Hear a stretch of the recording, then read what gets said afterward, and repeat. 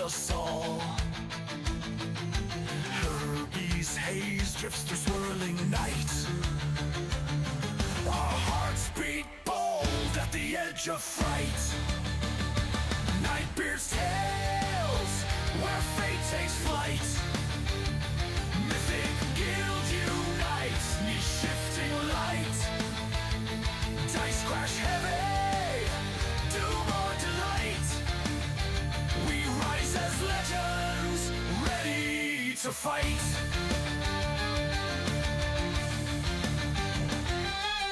Dimmy spark, born of Eldrelite stone.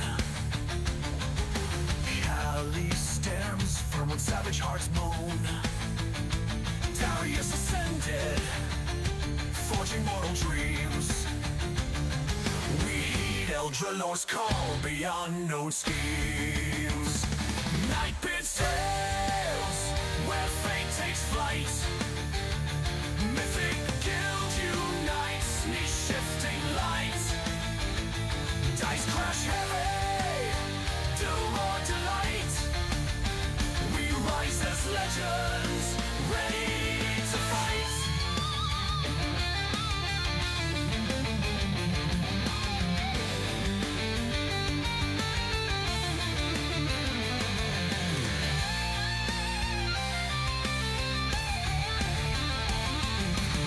Spicy meatballs gaze in trembling gloom. A bard rolls seduction in tavern room. When monsters roar, let your courage roar. You're stepping into another Nightbeard adventure, time to roll. Nightbeard's tales, where fate takes flight. Mythic guild unites, knee-shifting light. Dice crash heavy, doom or delight. We rise as legends, ready to fight. Ready to fight. Ready to fight.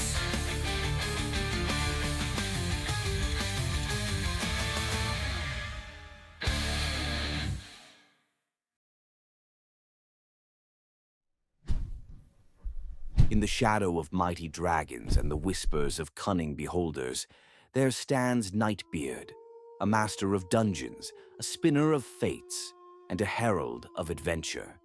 With a quill as sharp as a rogue's dagger and a mind as boundless as the multiverse, Nightbeard guides adventurers through tales where the daring clash with ferocious sea beasts, parley with goblins and giants, and uncover treasures guarded by the darkest secrets.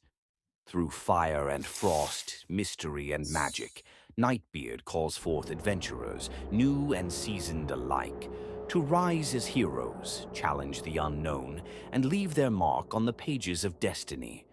Join the ranks of the brave on Mythic guilds on Discord, where adventurers forge bonds, face legendary foes, and claim their place in the Hall of Legends. The realm awaits. Will you answer its call?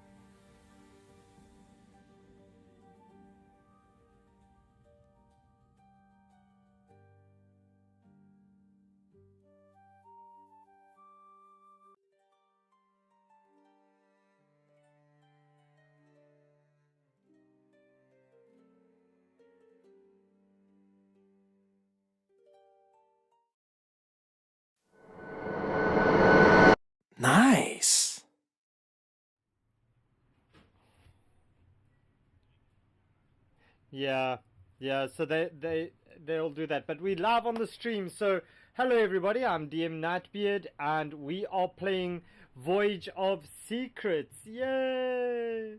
Hello, Voyage of Secrets. We it's a one shot that I wrote. It's the very first game I DM'd, and it's nice to visit this one again every now and then. So we've got a whole bunch of players with us online. So can we say hello, players? Hello, players. That's not working. So let's go fix our Discord audio. Hopefully that will pull it through. Let's try that again. Hello, players. Hello. Yay! Okay, that's working. Great stuff. So, yeah, we're playing Voyage of Secrets, and we've been catching up and kind of shooting the can't say that. It's not a Friday night quickie.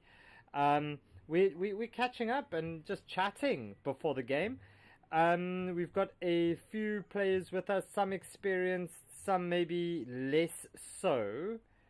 And let's have a look. Who are our players today? So Deep, what's your character's name? So, excuse me. My character is Grunthor. He is a bugbear rogue, and he is just this. Sorry, I'm having trouble speaking. Oh, that's okay. So a bugbear rogue. He's just this 6'8", 300-pound male bugbear with some brown fur and some silver streaks. And he's got hazel eyes, and he's just this kind of muscled bugbear. All right, sounds like a fantastic, fun character to play. Yeah, yeah. I freaking hate bugbears, but we'll get around to that. Don't worry, I've got some things for your bugbear. Then we have, let's see who's next on our list. We have Grey Wolf. Grey Wolf, who's your character? Hey, my character is Felix. He's a human sorcerer, and he's mostly like a kind of a trickster. So he's roguish, but like with magic more than an arcane trickster, I guess. And Alright. he just kind of lived in the city and survived pickpocketing using magic and stuff. Alright, so that's Caesar Renault. Felix Renew, I guess. Renew. Okay. Felix Renew. There we go. Felix, you should be able to control your character on there. Then we have Primordial Sage. Primordial, who's your character tonight? Hello, I'm playing Biggle, a forest gnome druid. Alright, did you add them to the game there? I don't have the campaign link. I got the character on D&D Belong. Yeah, so it's in the Nightbeard one shot. The pinned post, there's the campaign link. Okay.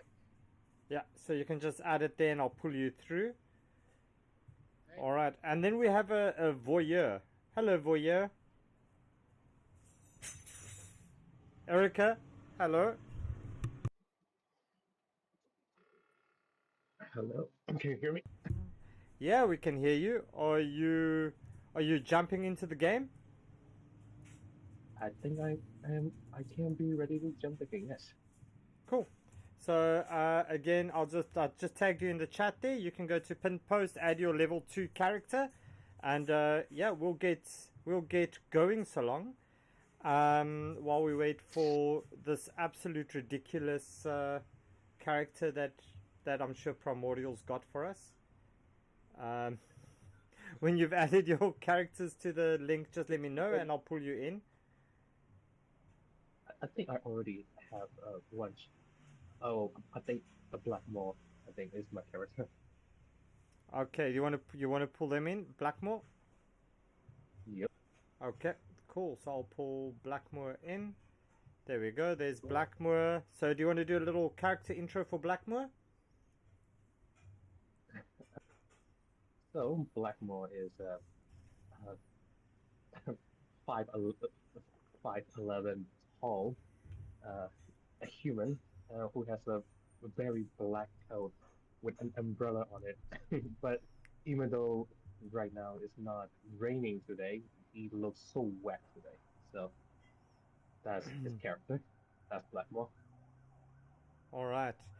And then we'll pull in our other characters as they are entered. So as soon as you add those characters, please do let me know.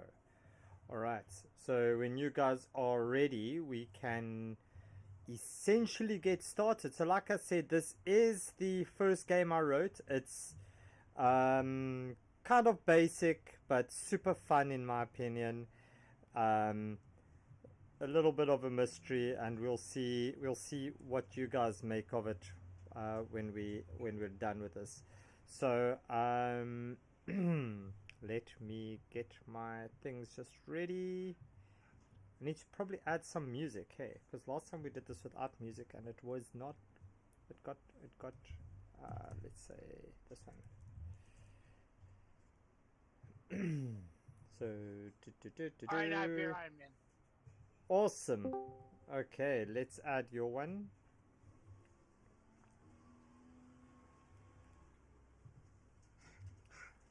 Ooh, okay, so we have Blackmore. This is what Blackmore looks like. What's your class and species there, Blackmore? Human and druid. Human druid. Okay, so that's what you guys have on Blackmore, and then we have a Mr. Figglebiggle. Figglebiggle, who's your who and what are you? I am a forest gnome druid. A forest gnome druid. Do you have artwork for your character there? Do I have what? Artwork. No. Okay, let me see if I make one can. real quick. Or you can add Yeah. one real quick, whatever you want. Either or, doesn't really matter. Let's see, there's a new little setting here from above VTT. Let's see if that's going to give me anything. Nah, that's okay. So let me go, and I've got a whole bunch of gnomes. Let's see what I've got. I've got a gnome archer, merchant. Yeah, you just going. Are you a male or female? Male. Male. I'll just make you this dude. So that's what your gnome looks like. Welcome to the party. Cool. All right. So let's check who else. I did hear somebody join. Nobody else. Okay, so let's do this. So we've got. Let's just check. Who am I missing? I've got 1, 2, 3, 4. We sorted. All right. So let me bring you over onto the map.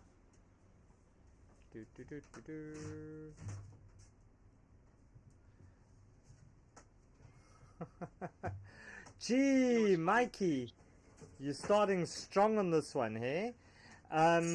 So just for those of you who are playing for the first time on one of my games, we stream the game. Viewers can earn channel points, which we call Glitterbeards, and during the game they can redeem those, and that will affect your game. So however that happens, and we just roll with it. So as the sun dips below the horizon, casting a warm glow across the deck of the El Diablo Navigante, you find yourselves aboard the sturdy merchant vessel, just setting sail from Brightholme, bound for the distant lands of Algelor. You look to your party members, drawn together by shared sense of adventure and curiosity. One afternoon, as the salty scent of the air of the sea fills the air, you mingle with the crew and fellow passengers around a few open bottles of rum and kegs of ale, which is very fortuitous because one of our people really has a whole bunch of kegs of ale, I guess. So what's the party doing?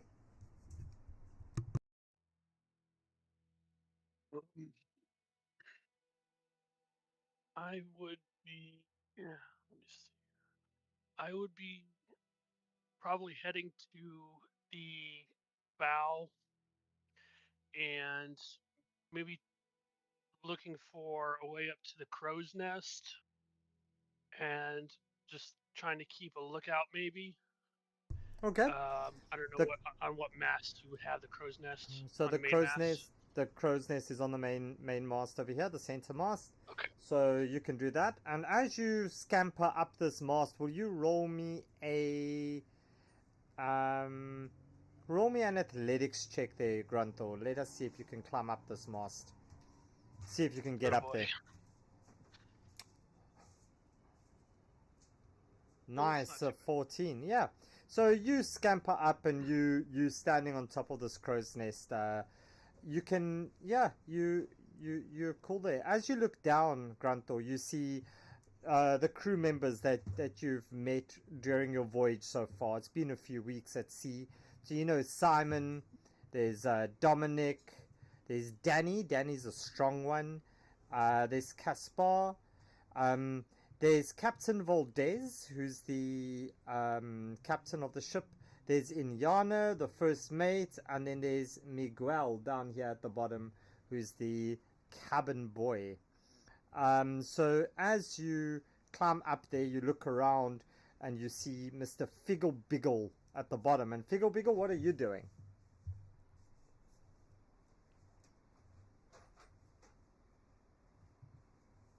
You're muted. Are you? Figglebiggle? No? Yeah. I'll take it. Sorry.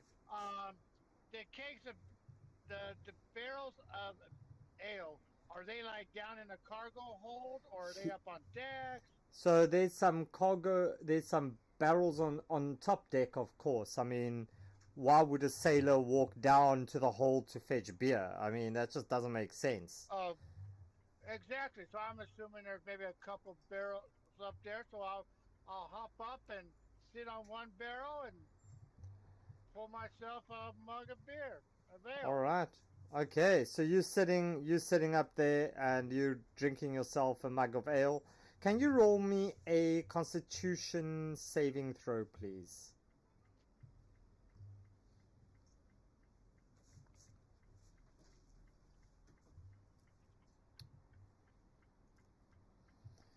So, Blackmore, you see this little gnome walk past you, jump up and start drinking this ale. You know him as Figglebiggle. What are you doing?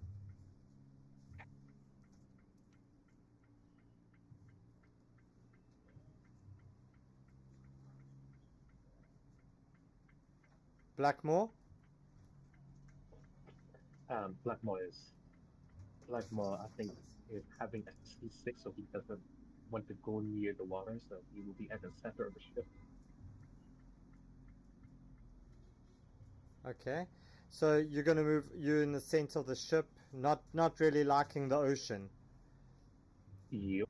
Okay, roll me a con save, please.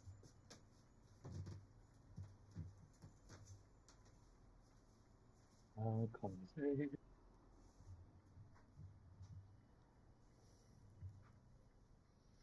Yeah, standing in the middle of the ship, you feel a little bit more sea leggy. Um, but yeah, you still don't feel that great. But you can just keep it in. I think you decide to not partake in the drinking, just to kind of steady your stomach a little bit. And Felix, what is Felix doing? Last but not least. I think he likes to be up front in the ship, just like gazing as it's moving. All right. So you're gonna go have your Titanic moment up at the bow of the ship. Yeah, exactly. Are you taking somebody with you to whisper sweet nothings in your ear, or are you just going by yourself? I'm just asking. No judgment. I think first alone. First alone. All right. So you can move up to the top over there to the. You can move over up to the top there if you want. You got to go up the stairs though. There are stairs. We're Okay, not. okay. we've actually drawn the map quite okay on this one. All right, so you're up over there, and as you're standing up there, can you roll me a perception check, please?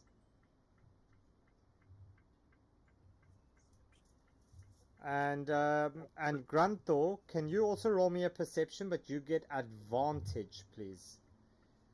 Is this passive perception or just a straight perception? You roll me a straight perception, please, at advantage for you. So if you right-click on your roll on by VTT, it will give you a little sub-menu. You click advantage and say roll.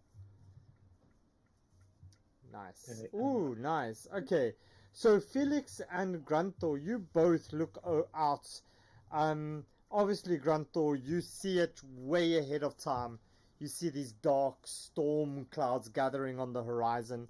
Felix, you look down, you see the waves getting rougher as they lap at the hull of the ship. They slap the ship. You just hear this like bone crunching sound, and they seem to be getting worse as the ship progresses. The captain also realizes what's happening. I mean, it is his ship, right? So he looks to you all as he shouts, "Everybody, help secure the ship! A storm approaches!" And he barks over to Simon. He says, "Simon, trim those sails!" And who's going to go help Simon up here? I think I'm closest, so I'm gonna go. All right, so you, Felix, you're going to go, and you've got a choice. Are you going to try to hoist the sail, or are you going to try to tie the sail, tie the sail up? What you're going to do? You're going to try tie it up. Okay, so as Simon stands there, he hoists the sail up, and can you roll me a sleight of hand there, Felix? See if you can kind of get this thing tied up. 16. All right, so you do a few knots. You think you've got it all secure, and you're quite sorted. The captain points over to the main sail over here. He says, "Danny, hoist that sail. We need to stop. Not so fast. Hoist the sail." And who of you is going to help Danny? I'll come down the netting and help Danny with the mainsail. All right, and you're going to what are you going to do? Are you going to tie knots, or are you going to pull the thing up? I'll tie the knots because my strength is bunk. All right, so you can also roll me a sleight of hand then, please. Or because I get a +5 on sleight of hand. Now, because we're doing this together, is that with advantage or no? No, you're doing one part, he's doing another part, so you do sleight of hand. Cool. So he looks over to you, Figgle, Biggle, and Blackmore. He says, "You two, secure the deck!" So your choice is to tie down the barrels or to kind of shift them into place. What are you going to do, Figgle, Biggle, and Blackmore? I'll tie down the barrels. I'm right there with them. All right, so you can. So you're going to do that as well. So Blackmore, you can move to those barrels down at Caspar, and Figgle, Biggle, you can sit on those ones where you are. And will you roll me also a sleight of hand, both of you, please? Wow, this is just a sleight of hand game. I see what's going to happen in this game. All right, so Blackmore, you tie down these barrels over here. You get some knots done on them, and Figgle, Biggle, I'm waiting for your Constitution saving throw as well as your sleight of hand, please.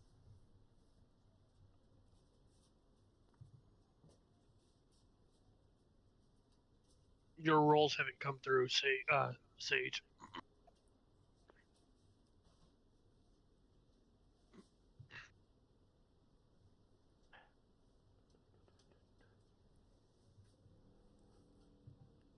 All right. Sage, are you driving at the moment? Are you able to roll, or should we roll for you?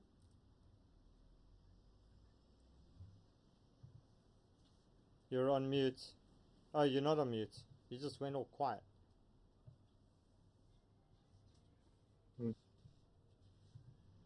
Alright. I'm gonna roll the con save. So that's for the first one. Okay, Oh. that's 14. And then sleight of hand. We'll roll for him as well. That's 14. Okay. So, as you guys get all of this done, you hear Captain Valdez says, "Good job, y'all! Well done!" As you see a lightning flash streak across the sky. And let's see, who's closest to the edge over here? Figgle Biggle and Felix. Can you both roll me a perception check, please?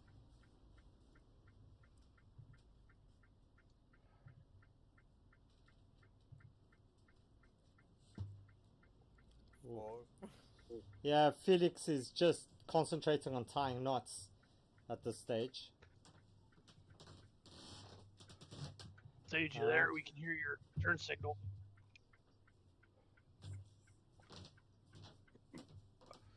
I'm getting error messages on above TT. Are you guys seeing any of my rules? No, we're not seeing your rolls.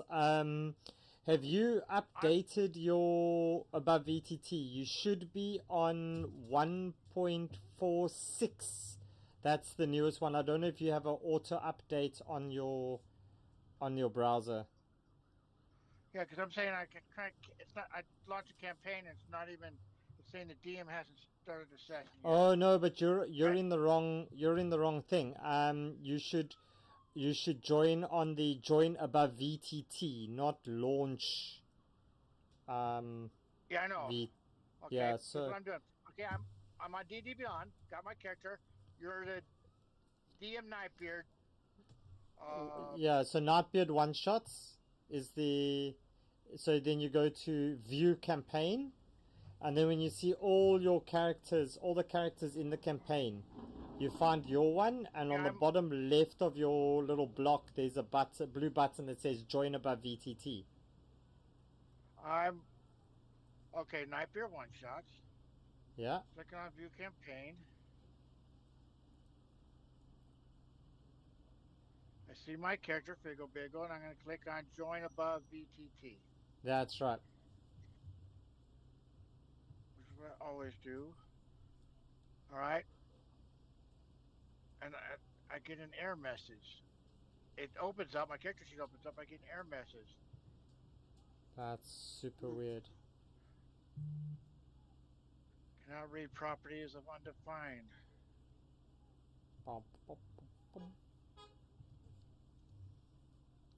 My character sheet's up. That's all it's up. If I have to update above VTT, what do I need to do that? You should be in your Chrome extensions. Yeah, it's in the extensions. But it should be fine on your. Yeah, it definitely loads on my end on your stuff. That he just reconnected. My side. Yeah, your DM is, I get that. I try to launch the game, and DM is not currently hosting a game session. Yeah, so that happens when you click the launch VTT, not join above VTT. So there's the two different buttons. So you mustn't so you want me to click on join above VTT? Yeah, join above VTT, please.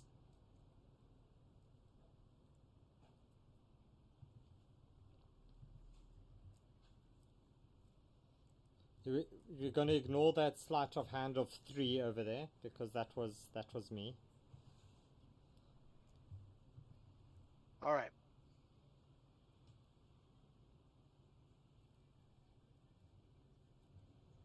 All right, so I'm in, but I can't open the game log or open anything else. And when I click to roll something, it's not rolling. Oh.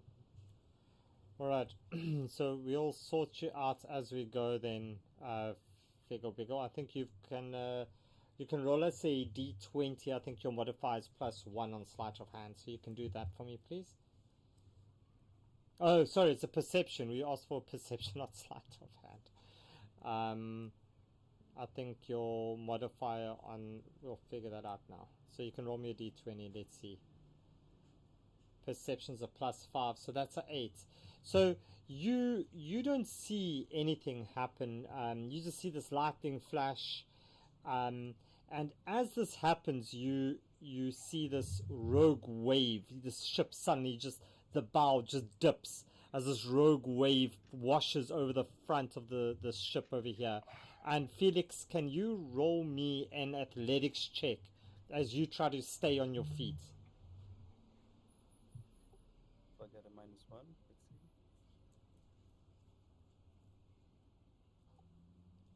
16. You stay on your feet, but this wave washes Simon off. As you see Simon get washed off, he goes, and he's gone. And as he washes overboard, you hear a loud crack, and another. The captain barks orders from the quarterdeck, but you can't hear what he's saying as the winds carry away his shouts. The main sails boom swings around, and Grunthor and Figgle Biggle, you both please need to roll me a what did we say? Sorry, it's a dexterity saving throw, please. As the boom swings around. Oh, come on. Grunthor, you get knocked prone and you go flying down 10 feet this way. Figgle Biggle! Yeah, you pass. You pass anyway. You duck. You don't even need to duck as the boom just goes over your head anyway. And you're fine. You hear this deafening roar echo across the deck as you suddenly feel the ship lurch violently beneath your feet. As the captain is thrown from the quarterdeck as he lands smack bang over here. You see flashes of lightning illuminate the sky again as you see not one, not two. Question. Am I on my back or am I face down? You got smacked. You rolling on the ground. You got tumbly. So, however you land, that's fine. As you see these creatures clamber up on the deck, and there's more, and there's another one as well as it clambers up right next to you, Grunthor. As you see this one step forward towards the captain, and in a very... Oh, you first hear the cabin boy shouting. He says, "Captain, we're under attack!" And the captain, still on his arse, sits up and he shouts, "To arms, everyone! Defend the ship at all costs!" You turn and you see this captain with this creature. This is what the creature looks like. As the creature's on the deck, you hear the creature, his attention on the captain as he strains to speak. He says, "Give us what is ours, or perish." And the captain responds with, "I have nothing of yours." And what's the party doing? Alright, so we have not rolled initiative, so I would be... Let's see, how close is he to me? He's like 5-10 feet away from me. I would be. I think I would be trying to like clamber to my feet and then trying to get over to the captain so that Okay. I could try to stand guard over the captain. All right. At least put back to back to the captain so we could head off so we would know that we wouldn't get like stabbed in the back from these two approaching enemies. Okay. At least that's what I think I would do. All right. So you're gonna get there, Grunthor. Anybody else from the party? Anybody want to do anything? Is Captain lying about not Uh, having Yeah, items at the same? you can roll me an insight check to see if you can see anything. You can tell if he's lying or not. Yeah, I wanted to do the same thing actually. 24. So you can tell he's definitely lying. I mean, you played enough dice with him on board to know his bluffs by now. You can know he's lying through his teeth. The captain is lying. Yep. Captain was lying. Already then. Well, the Well, captain may be lying, but if the captain goes down, then who's steering the ship? we'll steer the ship, and I know Blackmore is going to keep that in mind, and then he's going to, I mean, attack the one that is beside him, I guess. Yeah. So you're going for the creature, right? For the purple one. For the purple one, yes. Okay. So roll me your attack, and as you do that, can everybody then roll me initiative, please? yeah. I was gonna want to just cast the Shillelagh to get ready. All right. You can cast Shillelagh. That's fine.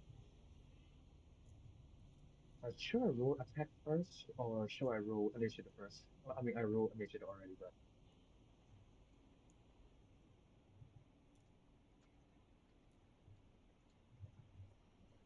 All right, and we will change our music. Dun dun dun. Music, music, music, music.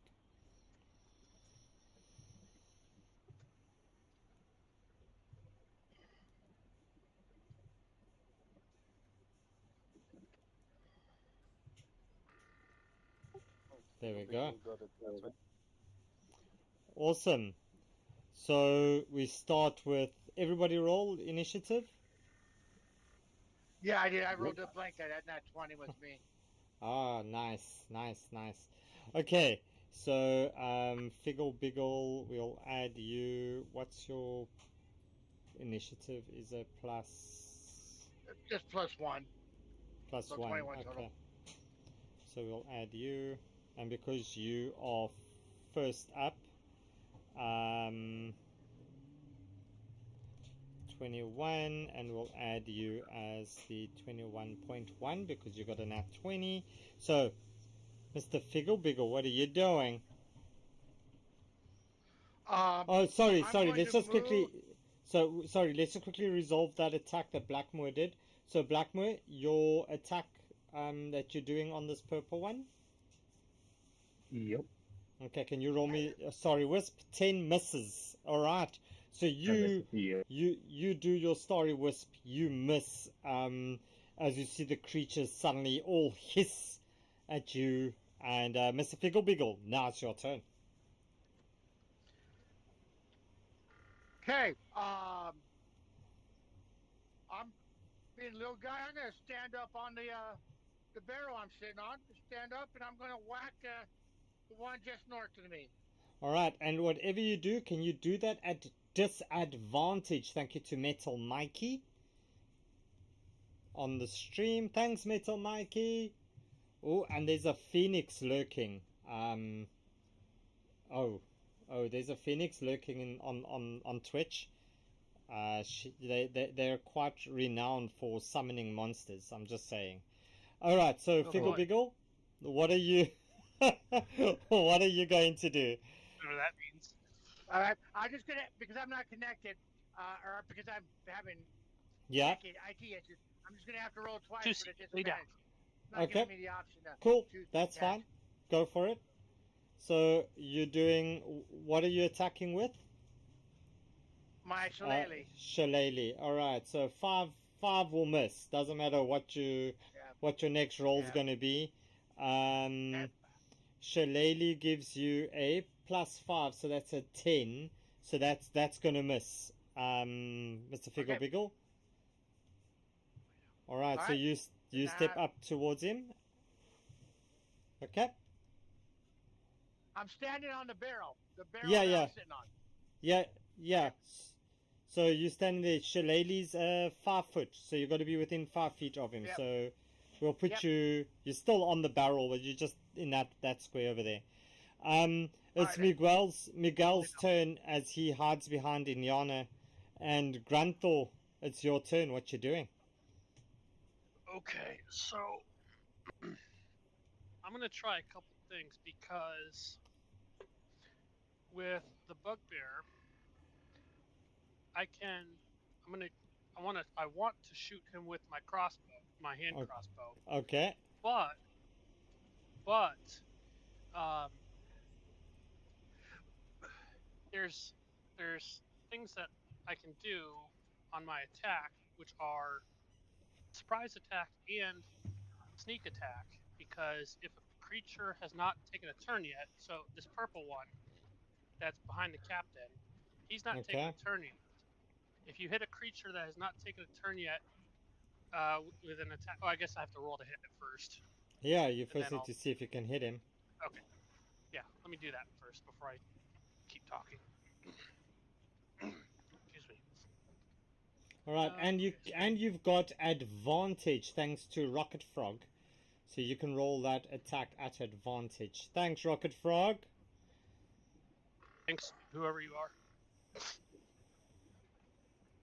Roll to hit with advantage. All right, so 17 will hit. So on that you get a 2d. So you can roll me your damage. So which one you going for first? The purple one. The purple one. Okay, so you're going for the purple one. So 17 is going to hit, and then you get your 2d6 damage, and sneak attack, and your normal damage. So you can roll all of those for me. So I do damage, sneak attack, and surprise attack? That's right. He has. Okay. Alright, so here is the regular damage. Oh. Okay, 4 Balls. points. And then here's the sneak attack. All right, 3 points. And here's the surprise attack. Another 6 points. All right. You see he's standing. He's looking a little bit wonky on his feet, I can say, but he's still standing. And then bonus action. There's not really much I can do with bonus action. So, how far am I from him? 10 feet. The ruler said 10 feet. So, am I within his melee range? Not at this stage, no. You wouldn't know, but it doesn't look like it. Then I'm just gonna stay here. Okay. That'll be the end of my turn. Cool. Blackmoor, that's your turn. Another story with against adapt quickly. Yeah. At the Lay down. purple one. Go Lay for down. it. Zeus, lay down. 14 hits. Thank God. Zeus, lay down. 4 damage. Yeah, you hit it for 4 damage and it's still standing. 50 health.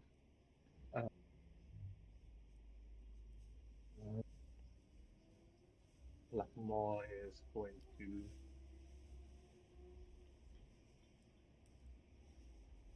go over here, and he was standing there pretty nice. That's my turn. Alright, Dominic's gonna step up to the yellow one. He takes out his dagger as he tries to stab him. He's a merchant sailor, 10 misses. The orange one's turn. He's gonna come straight over to you, Felix. And he's going to, you see he reaches out towards you. He's got these very sharp claws. as he slashes towards you with the left. A 12. Does a 12 hit? Yes. And that will do a total of 2 points of damage. And then it comes to you with the right and does a 9 hit. No, it doesn't. Okay, so you just take the 2 points on that one. It's this yellow one's turn.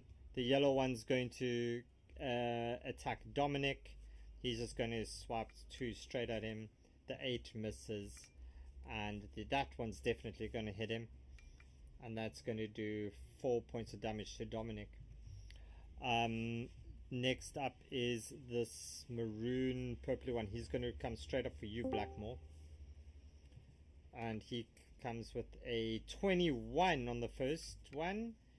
That does 2 points of damage. The second attack with his... Looks like all of these are left-handed ones, I suppose, because the right-handed attacks are missing. So, Felix, it's your turn. Okay.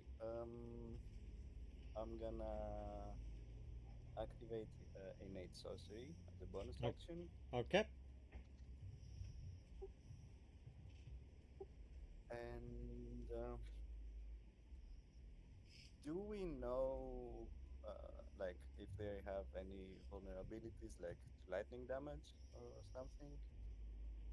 You don't know this. You've never seen this creature before. Okay. I will do. Oh. Give me a second. I know what I forgot. Next round. Forgot. Yep. I I forgot. think I'm gonna Ray of Frost the one that the guys have been hitting. It's 60 feet. Let me check.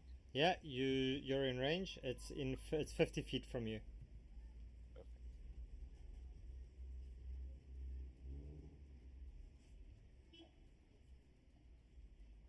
Ooh, that's a crit. Roll me the crit damage. So if you know how to do that? Not sure. On- I was gonna roll On the twice. damage, you right click where you would roll and you say crit. Okay, nice. Give me a second.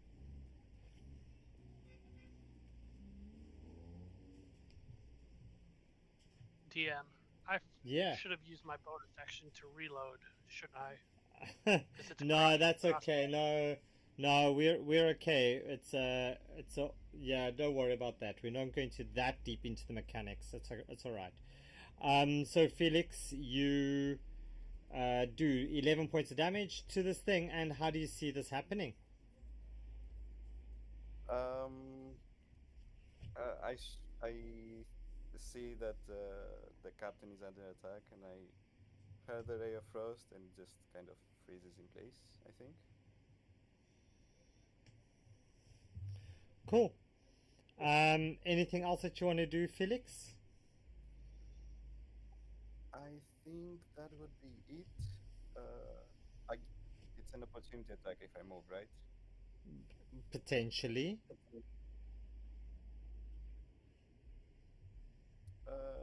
No, I think Depends on where you move to. I was gonna go up the stairs to the right again. Like, no. If I move downwards towards like the middle of the boat, the ship. Yeah, you can do. I've got a homebrew rule that I incorporate. So, for you to, if you do want to kind of get away from them, you can roll a dexterity or a athletics check or something like that, and explain to me how you're trying to get away, and then you can roll it and see if you can get away, and we'll see. It depends on your roll. So you need to describe what you're trying to do and then roll for it. Okay. I mean we're near the mast, so like I'm trying to use it to avoid being hit, so I can just run. Okay, after roll them, me and then- roll me a dexterity saving throw and see if you can get him, Okay.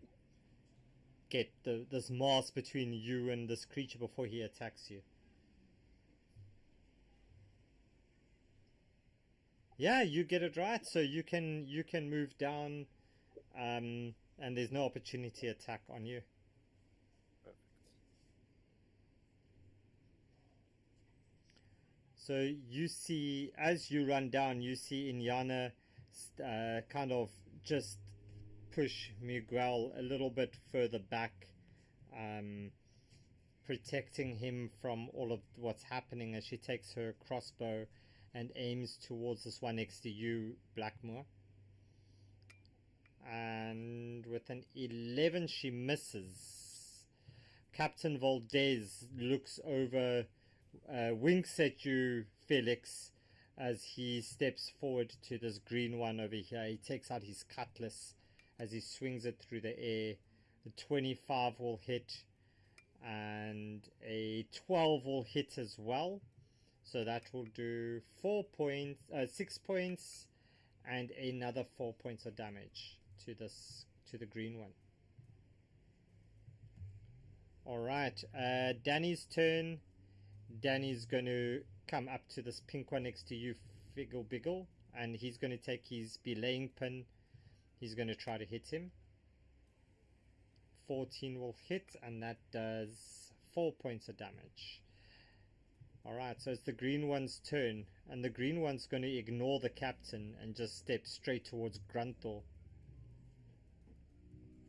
I'm just gonna look at him, just.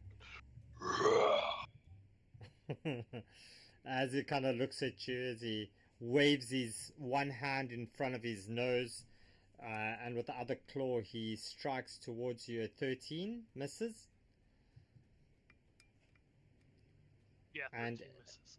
a 17 would hit, and that does Yeah, that'll. 5 points of slashing damage on you. The pink one's gonna go for the little gnome on the keg, and the pink one gets a 12. That misses the gnome, I guess. I think. Does that hit you, Figgle Biggle? And I'm guessing the No, 12 7. misses. Yeah, so that's the 7's gonna miss 12 as well. Caspar hides behind the barrels. The chicken shit that he is. Figgle Biggle, it's your turn. All right, I'm going to. Do you use the flanking rolls? No flanking in 2024. Okay. Unless All right, somebody then somebody wants to activate it on the stream for you. If they activate it on the stream, then you get flanking. So right for right now, I'm just whacking the one that's right there in front of me The pink one, go for it. with my shillelagh. Smack it with your yeah, that's gonna a hit. 23 total. Yep, that hits. Okay, and your damage?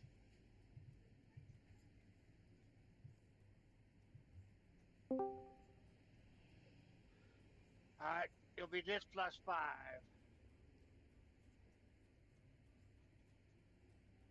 So, So 7 that's points of damage. 7. Alright. Cool. Anything else you want to do, Figgle? No, that's it. Alright. Miguel kind of tries to run past Inyana. She grabs him and pulls him back behind her. Grunthor, it's your turn. Okay, so I am going to. I am going to. Let's see, he's right up in my grill. I'm going to. Can I? If I bonus action disengage to move, say, like 15 feet away, Mm? can I then still attack after that? Yeah. Just so I'm out of his range before I attack? Okay. All right, I'll bonus action disengage, and then I'm still on ruler. My bad. That happens. I'm going to get out of his range a little bit. And Okay. then I am going to fire at this dude in the green. Cool. And I can't. It won't be a sneak attack. and it can't do surprise attack because It he's will already be a sneak in the attack because you have an ally within 5 feet of the target that you're hitting. If you hit it, it will be Roger that. sneak attack as well. Okay. So Okay, you can roll me the attack.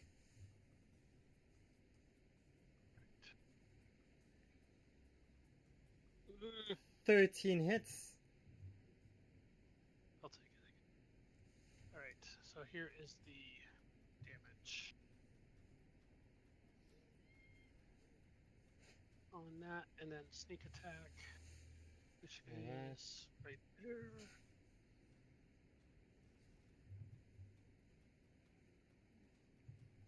Okay.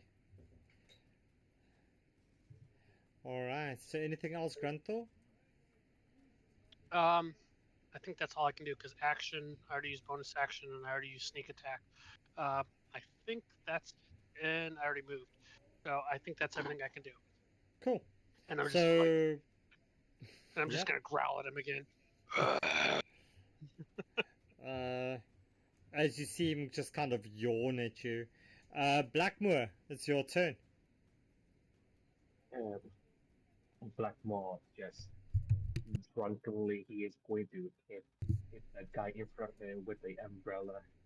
Alright, so as you hit him with the umbrella, can you do that at disadvantage, please? Thank you to Metal Mikey on the stream. Why?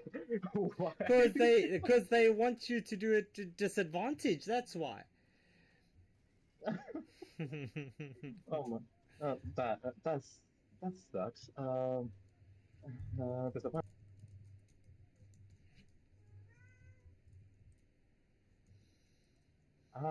9. 9 misses. Thank you for That, thank you for trying. yeah, I mean, I had to try either way. That's fine.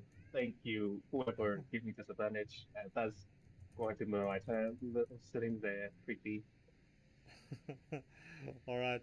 So you see this thing just staring at you with these very empty red eyes. Dominic is going to try to stab this thing again. Yeah, this time he gets it stabbed for 6 points of damage on the yellow one. The orange one is going to follow you, Felix, as he dances around this and he comes running straight for you. And as he does that, he runs straight with his both arms out in front of him with the claws. He trips over and impales himself on his one claw for 4 points of damage. Idiot. That's what happens when you roll a nat 1, y'all. This one's gonna go for Dominic. With the one claw misses. We lost And one man then- overboard, and the rest of us are getting jacked up. Lovely. Yeah, so you see Dominic goes down as you just see a whole bunch of blood just squirting from his neck as it covers Is the he like deck. Is he like die or is he like He's down? He's dead. No, he's dead. Oh, There's no way he's okay. surviving this. He's proper dead. Not that one. I want a proper blood pool. That one. As you see, he just squirts blood just everywhere. Okay, cool. This one, can I use it for a monster? I wonder. Rocket Frog, One, can I use two, that for a 3, monster? we got 4 left. This one's gonna go for you, Blackmoor. A 15 hits, and that does 4 points of slashing damage. That's with his left hand. With his right hand, a 12. Yeah, these guys are definitely left-handed. That's canon now. They're left-handed little warriors. Felix, what you doing? Yeah. Just So go look out the window. Go look out the window. Go. Hold on, I'll be I'm right back. gonna cast Mage Armor. Okay. So that boosts your AC with, what's it, 3, hey? 2 or 3. It says that my base armor becomes 13, and plus my dex plus is plus 2, so 15. Yeah, Okay. which is the same thing as you said, apparently. Yeah, it's 15. Okay, so I think there And is a action buff. Let me see. Okay, but yeah, you can go on. I pressed cast, but I don't see anything changing. Nothing's going to change there. We'll Yeah. make a note. I'll just add it onto it being a override base armor. So override base becomes 13. Cool. And then I can use, I think, Okay, I'm back. quick instead. Let me see how that exactly works, because I don't remember.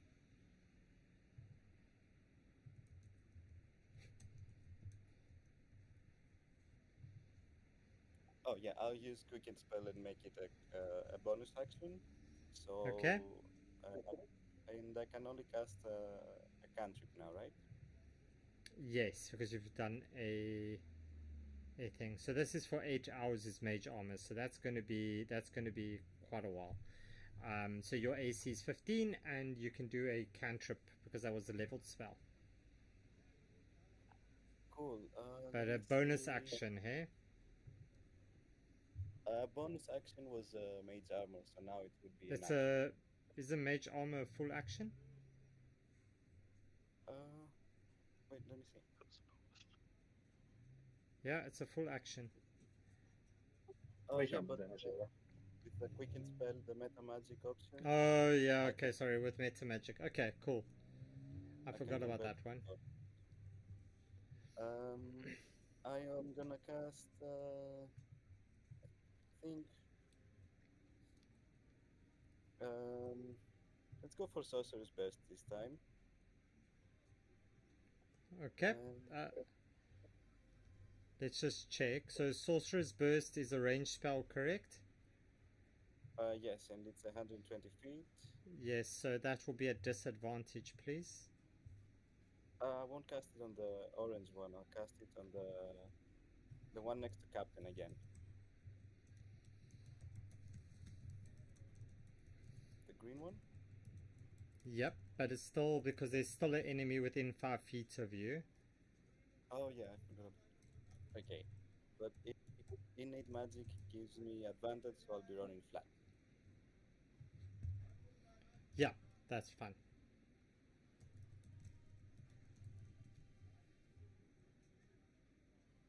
Question: does Vex give advantage to anyone else or just me? Just you. Okay. And that's only on your next attack. Okay. Yeah. Alright, so 23 will hit the green one. Need the damage.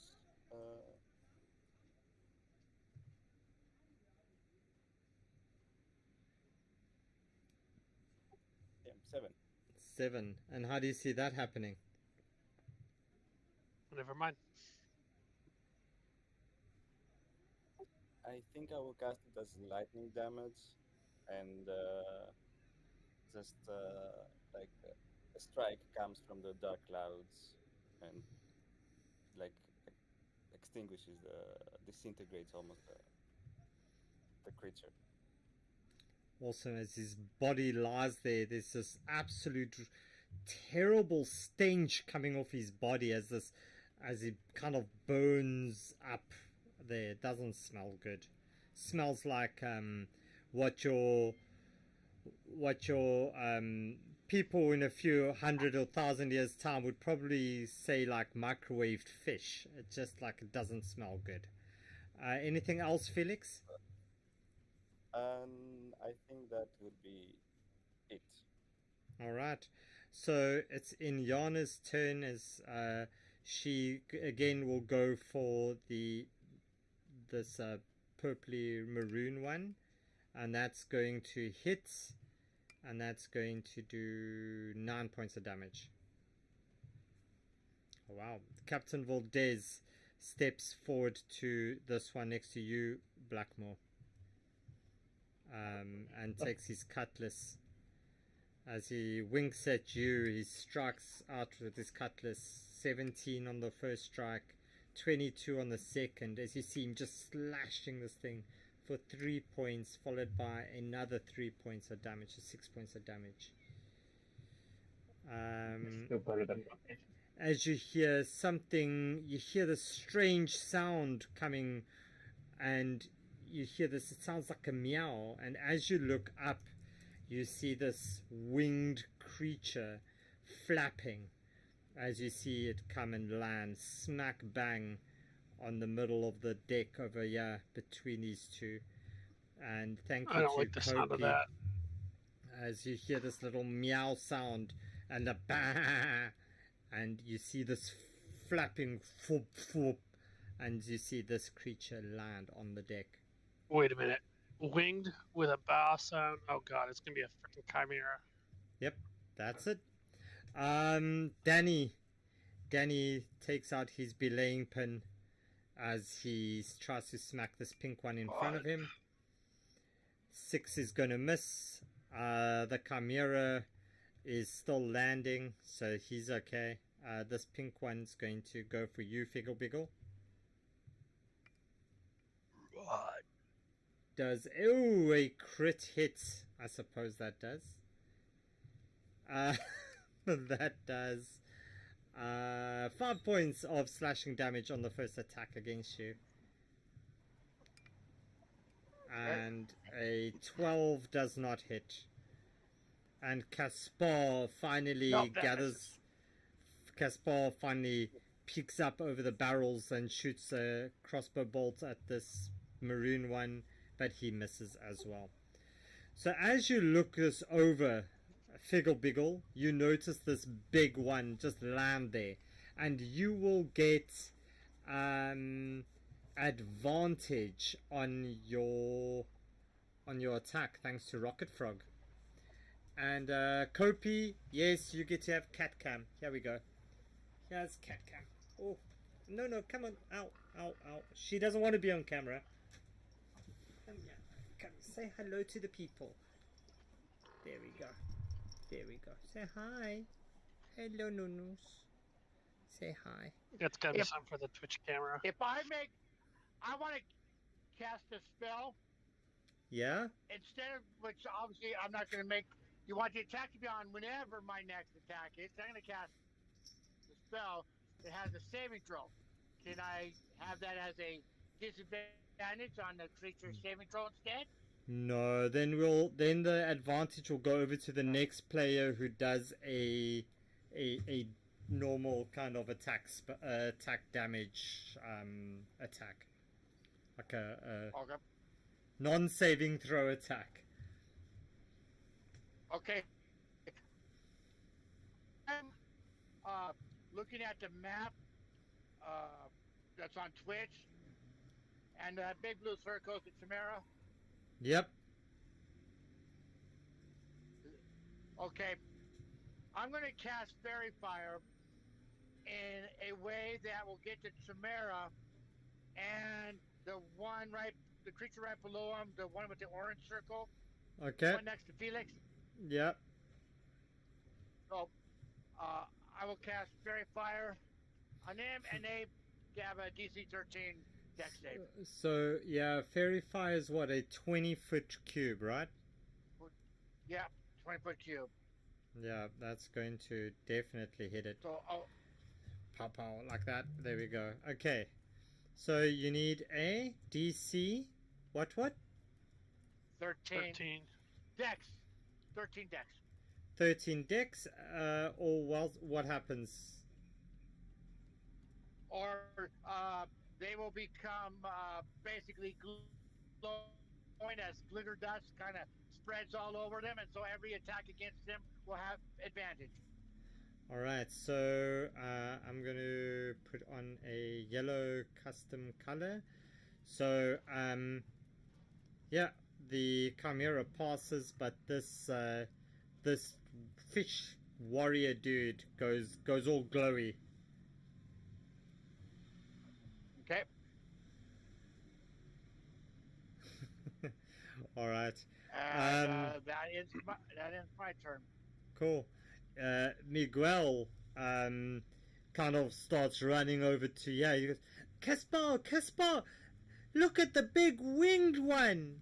And Grunthor, it's your turn. How is Red looking? How is the Red Sahagan or whatever the hell that is? This one next to the captain. Yeah, he's looking Yeah. he's looking bloodied. So if it's got that red ring around, that's when they are bloodied. So this one is bloodied, and this pink one over here next to Figgle Biggle is also bloodied.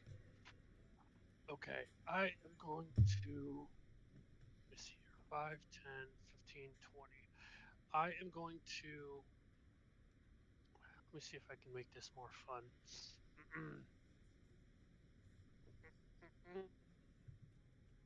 I am going to, so I want to be able to have some more better view of these other creatures. I want to run parallel with the mast here. Okay. I want to run. I was here, so 5, 10, 15, 20. Okay, I want to get, this is probably, it's going to put me within his melee range, but I want to get here with my movement. Okay. And then, because he's still engaged with two different, he won't see me coming because he's going to be distracted. So I should have sneak attack.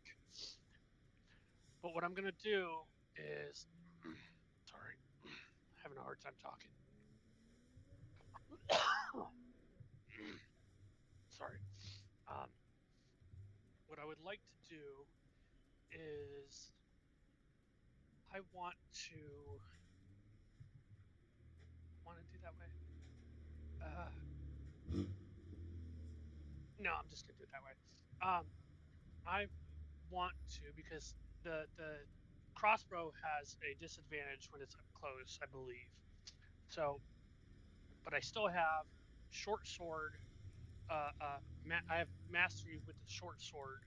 So what I want to do is I want to get up right behind him and stab him with my short sword, which is still a finesse, light, vex weapon. Okay. So I want to do that. Cool. So stab him in the back. Go for it. Yeah. Roll me your attack. And you can do And that at advantage, please. That's what I'm shooting for. Yeah. 16 would work. Yep. So that will be your normal attack plus sneak attack. All right.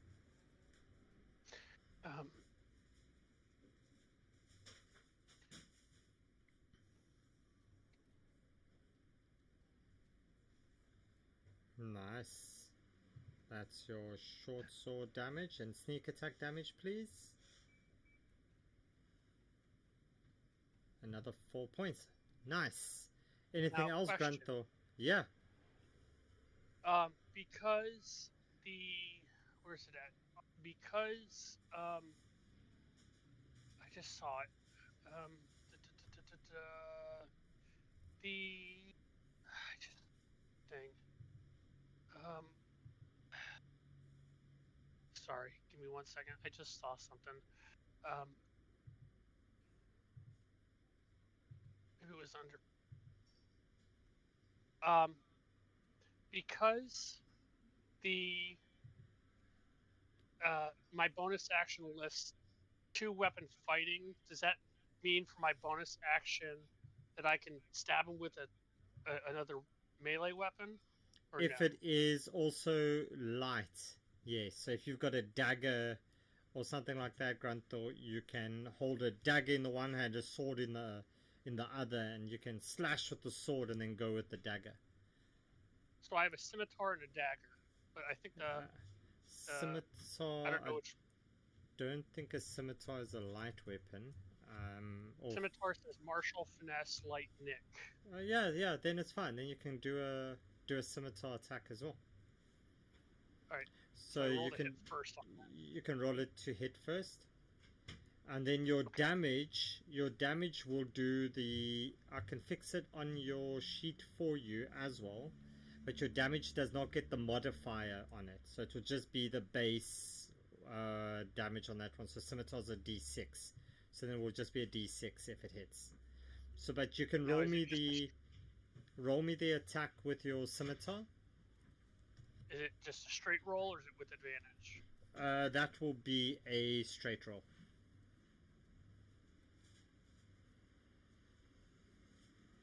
.23 will hit, and you can roll me just a d6 for damage. So it's okay, just 1d6? Mm-hmm. Or just the 1d6 plus 3? Because that's what it so says. you don't get a +3 on a offhand attack, yeah. Alright, so I'm just going to do it this way.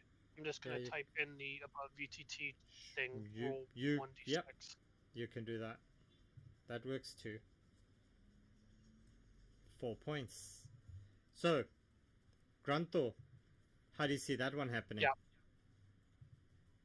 So, while Captain Valdez and Blackmore have him engaged, you're just going to see this streak of fur just run by, and then he's going to slide up underneath, like with his lower back. You're just going to see slash from the right, slash from the left, and they're just going to go right into him.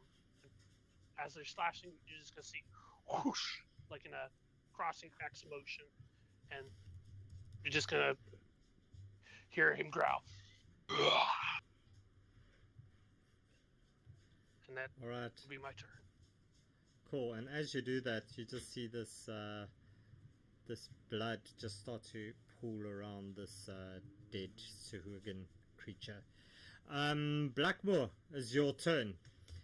You very carefully just step aside as this blood starts to ooze out of this creature. It almost gets on your nice patent leather shoes, I suppose. What you doing?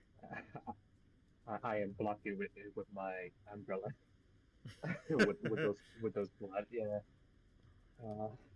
And then Blackmore is going to look over at this giant three-headed one, and then see like, oh, hell no. And then Blackmore is going to use a luck, and then he's going to open an umbrella, and then you see a cloud forming around the Chimera, and then there's a very sharp icicle is going to strike at him, and I'm going to cast Ice Knife.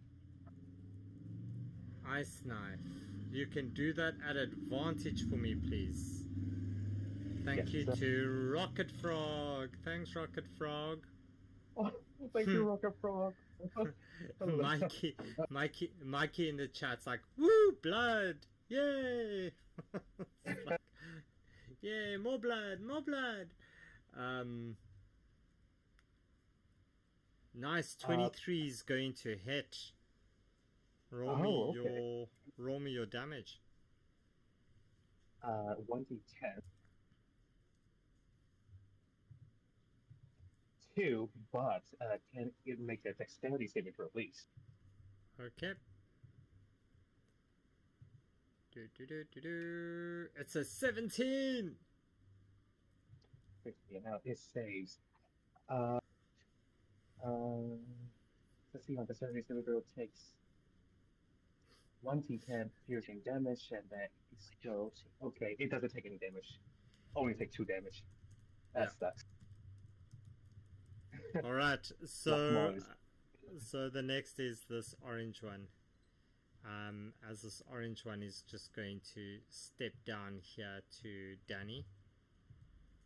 And it's going to attack. Oh! Ooh, Danny. Shame. Danny boy. So we're going to roll critical damage. And Danny gets 6 points on that attack. And then the right hand attack comes in. Ooh, that's another one. So you see this guy just slowly creep up behind Danny. He's glowing, but Danny's his eyes are fixed on this chimera as you see him dig his claws into his chest as he just rips him open from stomach to neck, and you just see everything spill out onto the floor, and Danny is dead. I think Nightmare's just doing this because you have an Irishman. He's got a Danny character. I'm just saying. Danny boy, oh Danny boy, the pipes are calling. This one is going to rush down. So Felix, do you want to do an attack of opportunity on this one over here as he moves out of your range? Because you didn't react.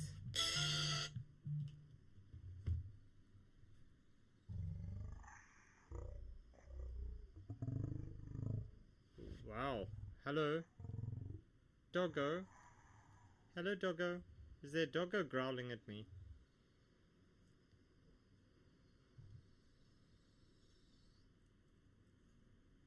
Hello?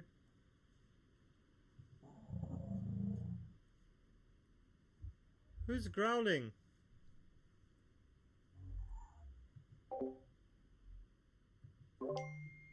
Hello? Anyone?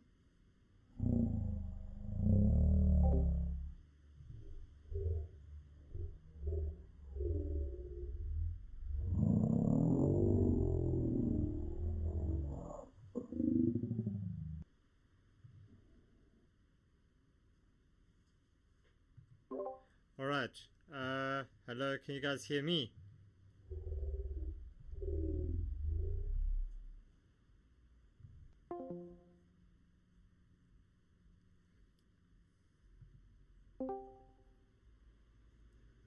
Alright, how's it guys? Can you hear me now?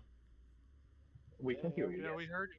Yeah, I was getting some really strange, like, dogs growling coming over. That was, like, super weird.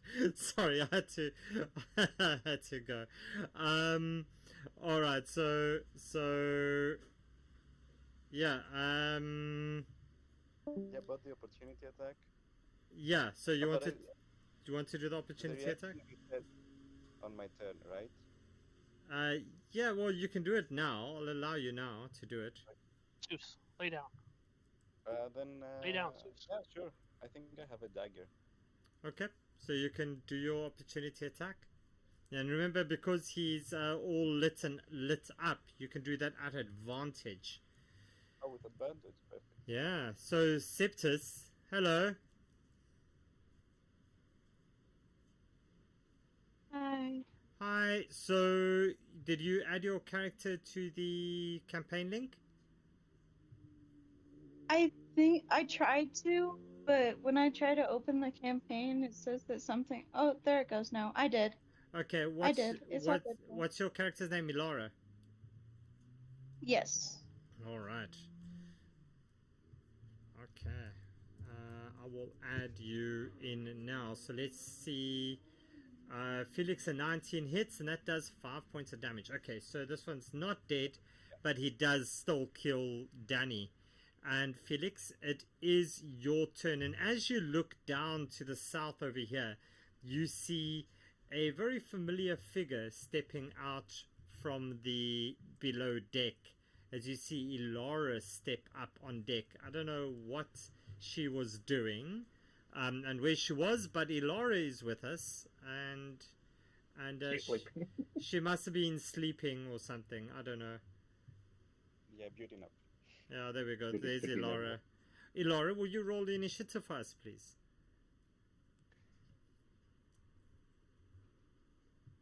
13. About time you joined the party, Alara. All right. So as Ilara makes her way up there, we'll go with we'll give it to her first. So Ilara, it's your turn. What you going to do? I would like to cast Thunder Wave at, or, well, I'd like to move 6 spaces diagonally, or Hold on. left, I'm right, sorry. up, down, left, right. Up. I'm watching through the Twitch because I can't do above VTT. Okay, let me put it on the. I'll share the same. Oh, last time I did that, it actually crashed my stream. Um, can somebody? I can move her. I can move her. Which way you want me to move you, Seth? Yeah, she's a little bit lagging, I think. A little bit. Where do you want me to put? Just pick a block. As much as I can forward. Okay. 6, you said? So you. Well, as much as I can do, like using my movements. So what's your speed? I mean, you 30 feet, right? I believe so, but Yes. I can dash. So. Yeah, so you can get six squares up. So that will be another. Put her one ahead of Captain. You can be right next to Felix if you want, or you can be right next to this dude, and you can attack him. Yes, please. All right, so you're right next to him. So how are you going to attack him? I'd like to ice knife. Okay, so then yeah, it's going to be better if you stand a little bit away from him. Otherwise, you get disadvantage on it. So you can do that at advantage, please, Ilara. Advantage roll. Nice. That's 18. That's going to hit. So roll me your damage. 6. All right. And how do you see this happening, Ilara? Okay. Let me think for a second. My brain's still lagging. I'm still like waking up a little bit. So basically what happens is I chant I don't chant. I summon my ice knife and just stab him in the stomach and try to tear it open. Yeah, so you do this, you get you tear his stomach open and you get some blood on the deck. Yeah, why not? Alright, anything else you want to do? No thank you. I think that's all I can do. Alright, there's some blood on the deck for you as well. As you do some damage to that one. Felix! That means it's you. You get some blood. You get some blood. You get some blood. I think I'm just gonna sorcerer's burst the big guy, the chimera. Okay. Go for it. With advantage.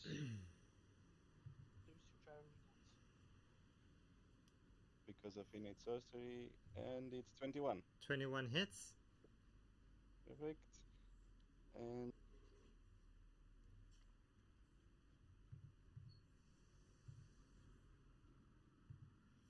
And that's going to do... What's that? 2 points of damage as you just hear this little goat almost laugh at you. As you hit it for only 2 points of damage. It is cold damage, if that makes a difference. Cool. You hear it shivering a little bit as it laughs at you. Nice. Alright, next up is Inyana as she steps forward. And she pulls Miguel back. You hear a shout at him, "Miguel, behind me!" And she's going to shoot at the pink one with her crossbow. And 17. You know, this ship doesn't have any shipboard cannons on deck. And that's going to blast this one. So as he takes a shot, he steps a few feet back and he goes splosh into the water as he fades away. And as that happens, you all look over as the ship suddenly lurches. And can you all please make me a dexterity saving throw? Goose, go lay down. You're driving me insane. Sorry. I got a Dog is 6. driving me nuts. Jesus. Alright, so Elara, Blackmore, you both go sprawling across the deck as the ship lurches to the right. Or what would that be? That's starboard, right? It lurches to starboard. Figgle Biggle, you still riding the keg. You're okay. You're so drunk that maybe you think the deck is absolutely stationary. But as you do that, you go rolling a little bit to the side as you see this giant creature just pull itself up onto deck. And as it gets up to the top of this deck, Jesus. you see it reach out to Captain Valdez. It steps up this way, reaches out to Captain Valdez. It pulls him as it starts to spin him around over his head. It starts to spin him around and goes faster and faster and faster, and he launches Captain Valdez up into the air. The captain flies over the mast, and as that happens, a lightning strike absolutely decimates the captain, and he bursts into this fine spray of red mist as that starts to rain down slowly on the deck. The lightning bolt lurches from the captain and onto this the mast in the middle. And can everybody, I'm so sorry Elara, because you just went to stand right there, and Elara, you're pretty much the only one. Can you make me a dexterity saving throw, please? 11. 11. You fail, and you take, let me just see how much.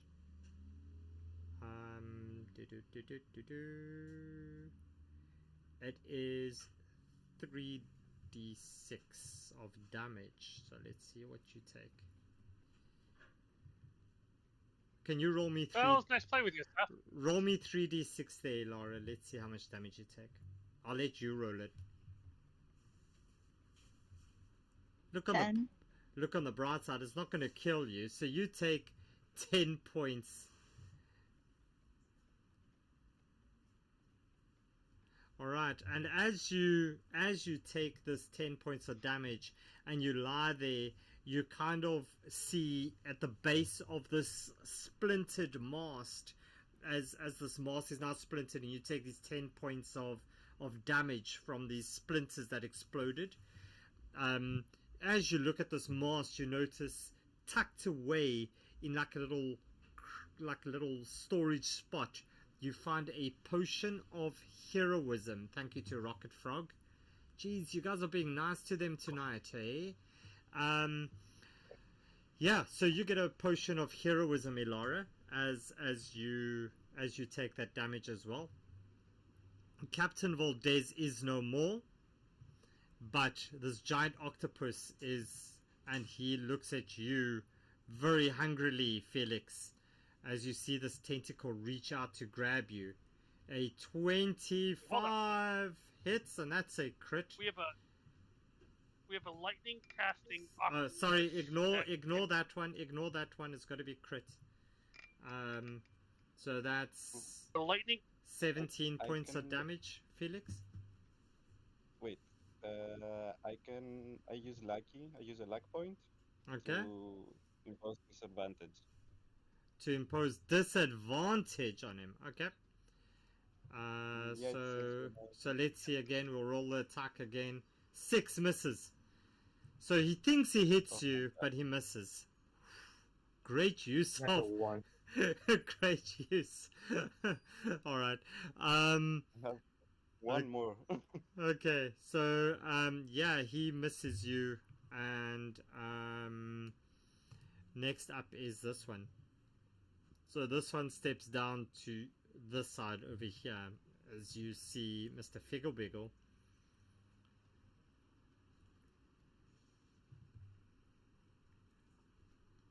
Can you We have a please... lightning casting kraken and a chimera. can you please roll me a dexterity saving throw?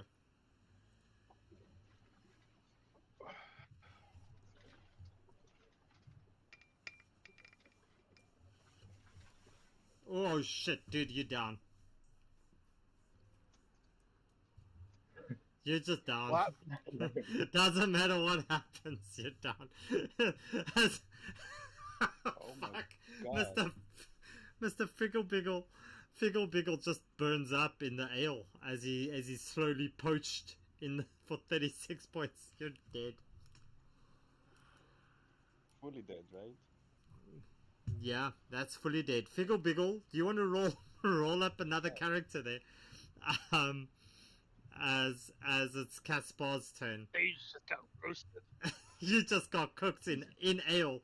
A nicely poached, a nicely broiled a gnome druid for lunch. What happened? You got roasted alive on the alcohol. Yeah. The chimera went and absolutely just cooked you alive. You got a 9 on your saving throw. You needed a 9 plus whatever it would have been. I think your save on Dex is 5. It's a 1. It's a 1, so it would have Oh, been 1. 10. So it would have been a 10. Yeah, you take the full 36 points of fire damage.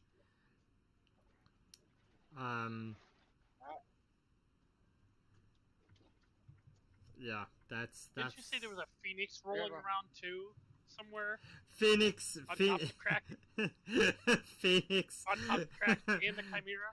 No, Phoenix is one of the viewers on my stream, and they normally summons, but this summons is with love from, who was it? Kopi, from Kopi. Kopi summoned the Chimera for you. I'll make up a new character Okay. I'll make up a new character real quick. Cool, you can do that. Caspar is going to shoot his crossbow at the Chimera. 15 is going to hit, and that will do 8 points of damage on that one. Mr. Figgle Biggle is dead. Mr. Figgle Biggle died getting poached. You look at, as you guys look around, and at the top of this turn, you suddenly see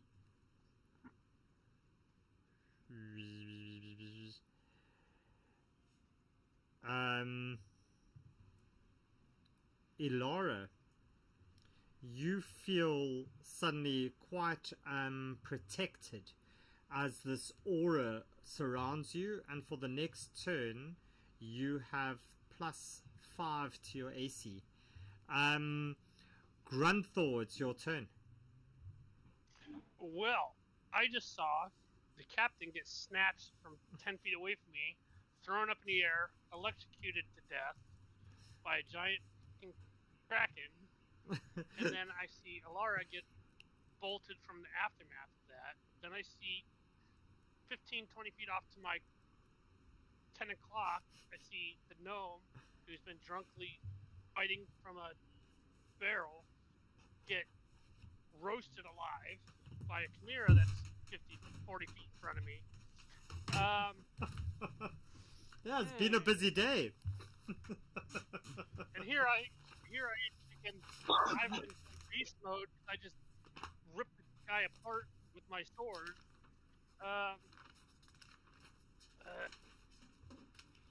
First thing I'm gonna do is gonna shout, Alara, get your butt in gear. And then I am going to, let's see, if I go up on toward the stern, and the yellow's still back there. The yellow guy's still just back there chilling over Dominic's body, probably eating him.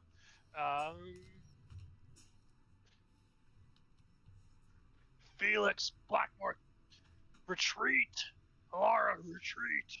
And I'm going to, I guess, climb these steps up to the back deck. And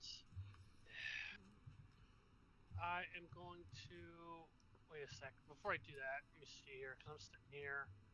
How far is that? Let's see here. The Kraken is 20, 25 feet from me. The Chimera is 25 feet. Oh, they're both 25 feet from me. Okay. Let me see here. What's the smartest play so I don't get roasted?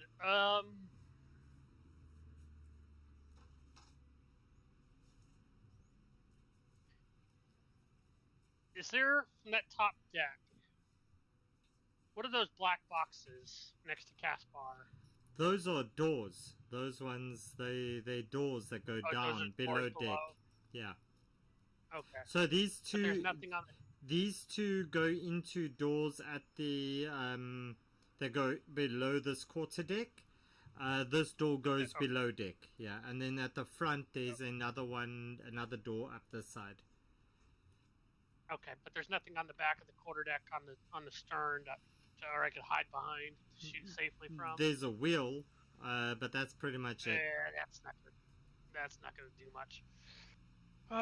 We are so fucked. Okay, I am going to the only place that's gonna give me even remotely cover is behind the mast. Okay.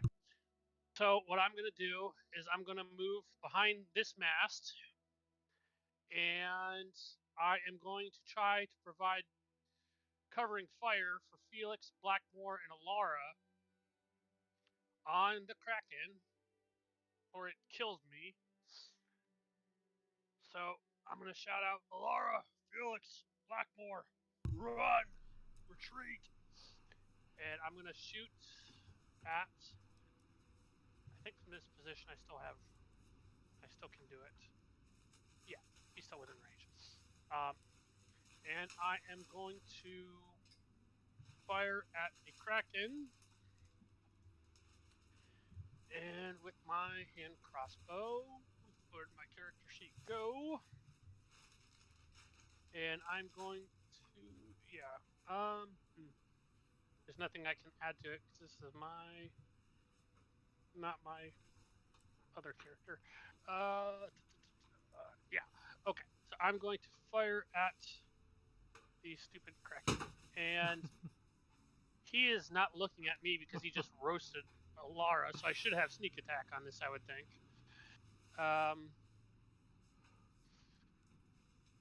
Yeah, sorry, so I'll roll to hit.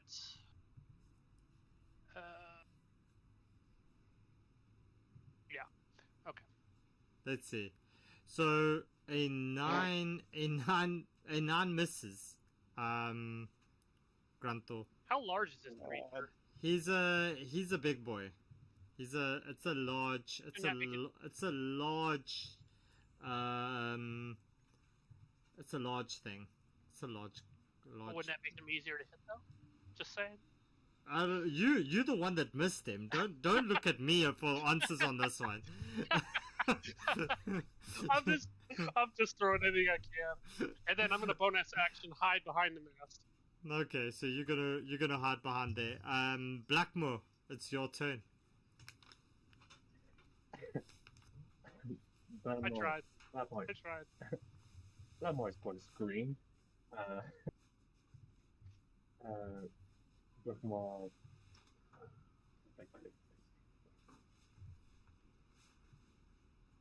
I think what Blackmore is going to do is Blackmore will try. Okay. Don't know if this will work, but let's see.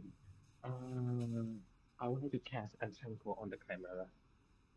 Okay, go for it. So make a what is the strength 13 save. Strength saving throw. Yes, 13. 24. What? With a nat 20.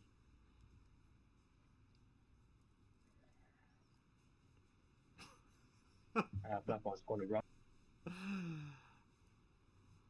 Alright, Blackmore just goes running away. Okay. and that's going to be my turn. All right. So is this one? You see, this one kind of look very confused as he comes running over this way, Sorry. and he's going to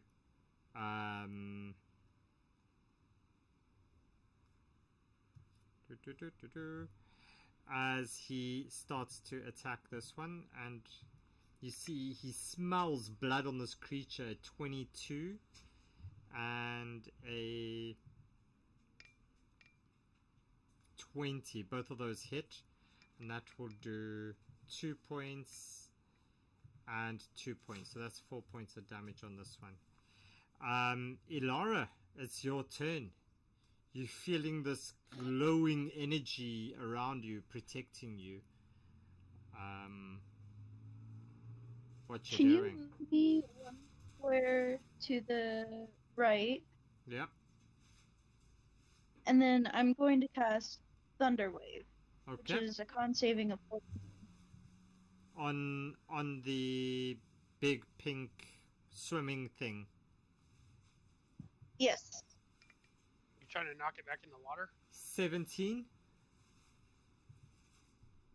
Dang. So it only takes half of what I rolled. Alright, so roll me that.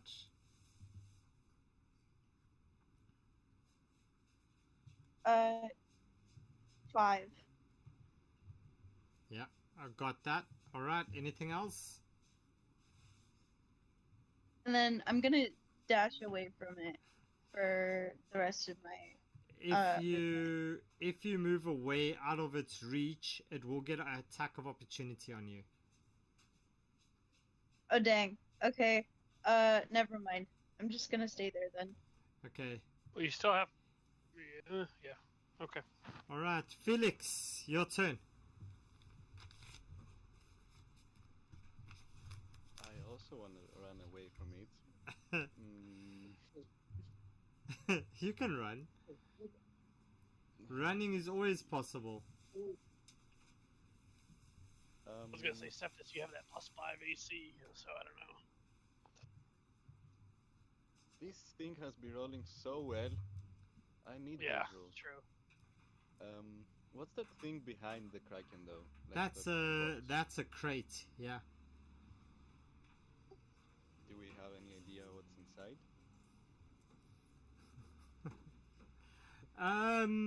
No. You haven't looked at what's inside? God damn. Okay, let me think.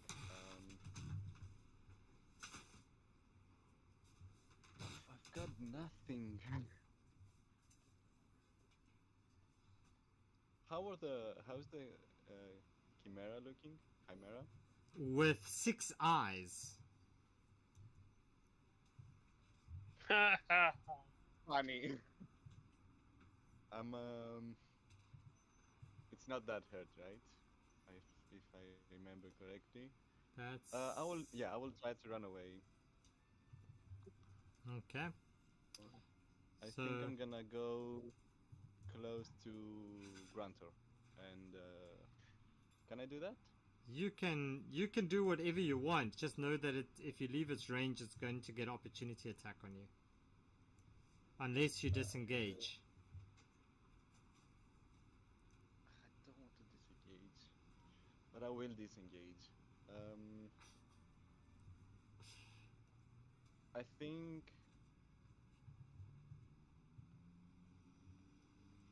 Yeah, I am gonna disengage and run close to Grunter. Okay. Can you say again what doors are? So the doors, the one that Blackmore is at, that door seems to be unlocked. You know that that's where your food used to come out of for the trip. This one on the left hand side of the screen, that one is locked. And this one here goes down below deck.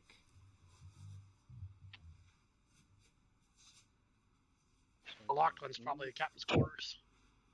Yeah, I'm thinking since the captain is gone, maybe we should just give them what they came for.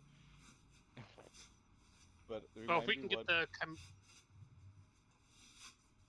get the Chimera and the Kraken to fight, then that would help a lot. Yeah, that is true. Yeah, I'm just I'll disengage and go there and figure it out next turn. Can I ready like prepare an action or something or no? Because I'm using action, right? If you disengage, that's your action. So you can't ready something then. All right.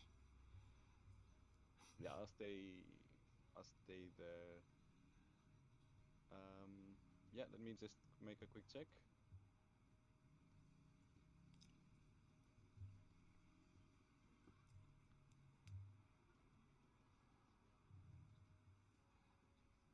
All right. Yeah, no, So that should be it. So Felix, will you roll me a D100, please? Thank you, Phoenix. I don't like the sound of that. So as you step away from this thing, you feel this energy kind of take away. No, roll it for me again, Felix, please. I'm giving you advantage on your D100 over here. Give me another one. Hope it helps. Yeah, I'm trying to find something that will work for you. Oh, nice. So, can you roll me a D? Why did I roll that? A D6. I didn't mean to do that. No worries. Felix, roll me a D6, please. 6. Yep.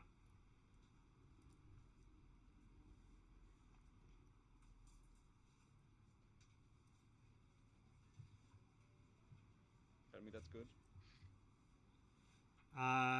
So It's a 6. 6. That will be the Chimera. So you look over at the Chimera and suddenly you see this. It's almost as it smelled this burning Sahuagin creature next to it, and has gotten like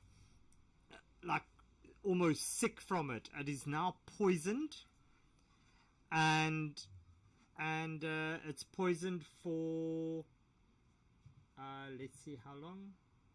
It's going to be poisoned for 2 hours, and yeah, it's going to take some big damage to end the poison condition, but yeah, it's poisoned. Yeah. We're not gonna that's last good. another 2 hours. And that is thanks to a chaotic conundrum which Phoenix redeemed for you. So poison condition gives it essentially disadvantage on all its attack rolls against you guys. So Inyana is going to take out her crossbow, and she's going to attack the giant creature there next to you, Ilara. 13 will hit it, and that's going to do 8 points of damage. This big thing is going to go straight for you, Ilara. So 16 misses because you have the +5, right? Yeah, it would have to be a 20 to hit. Okay. It's this one's turn, as it's going to turn to this yellow creature, and it's going to firstly try to bite it. Sorry, there must be a disadvantage. So the 13 will hit. Then it's going to try to claw at it. That's also going to be a disadvantage. And that's an 11. That's going to miss. And then it's going to try to ram it with its head. And that's going to be 14. So that's going to hit. So it's going to do 14 points plus 7. That's 21. Yeah, that will do it on this one. So you just see this Chimera just like suddenly feel all rotten, turn around and just absolutely decimate this yellow creature. And Caspar just hides in place, takes out his crossbow, and just very blindly, just like you know, like like on the cop shows, these guys just shooting like randomly with their gun over the car. So he just does this over the beer barrel. Just randomly shoots his crossbow, and he actually hits the chimera, and that will do 7 points of damage. All right. Right. So now we got the chimera and the kraken on there, and Alara is right in between.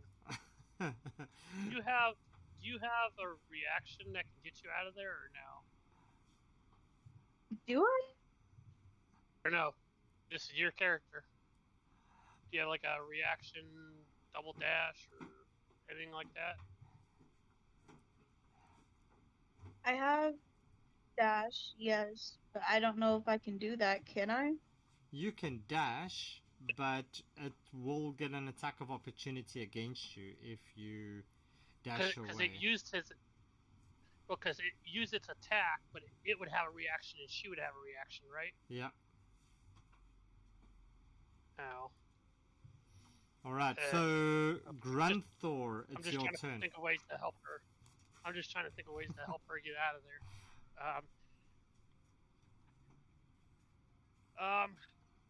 Okay, I guess I will.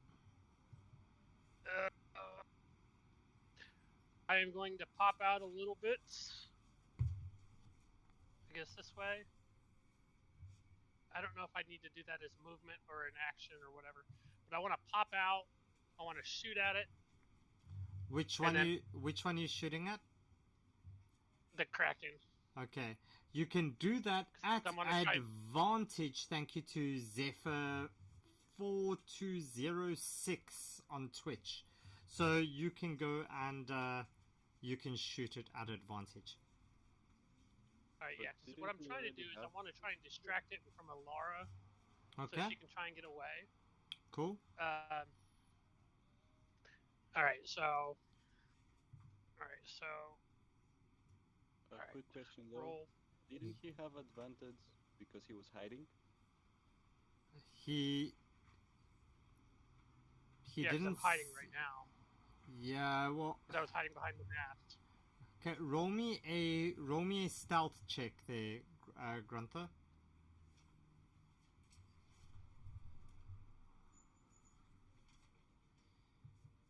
Yeah, so that would not hide. So you'd still get your advantage from the stream. Okay, so okay. Roll with advantage.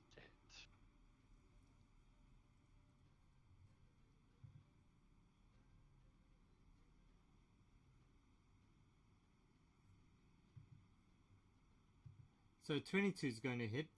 Oof, that nat 1. Yeah, tell me about it. All right. So,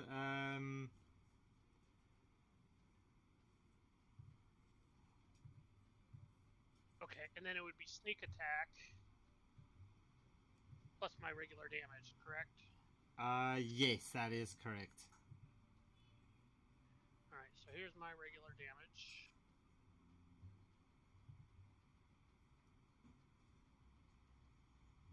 And then 9. where is sneak? And then where is my sneak attack? There it is. 2. So that's 11 points. And then before I like bonus action back into the hide, or whatever, could be like,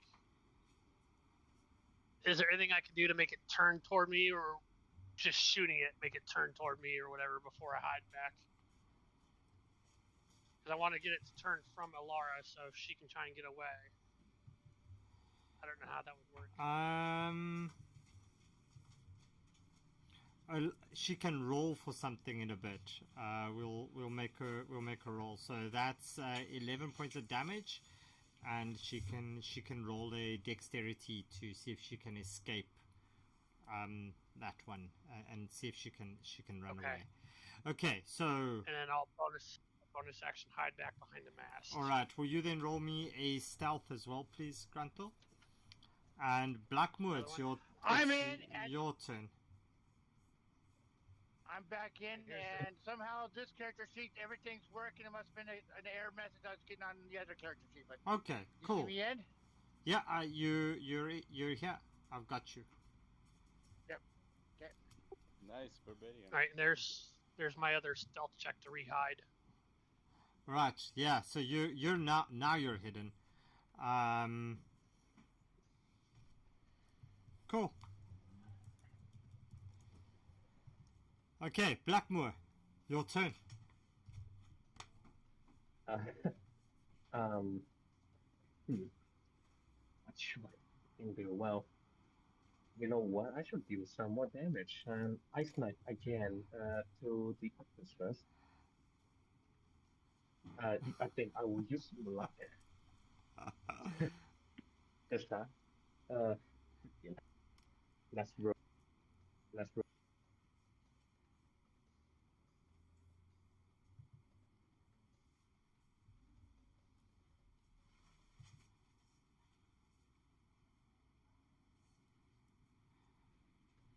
Blackmoor, are you going for? Sorry, I didn't hear you. Are you going for the pink one or the blue one? I will say the blue one. The blue one. Yep. Okay, that hits, and that's a 6 points of damage. All right. Make a dexterity 13, please. Dexterity saving throw. Let's see. That's a 13. That's exact. This thing. Uh, he don't take any additional 2d6 ice damage out of spell slots, and then he is going to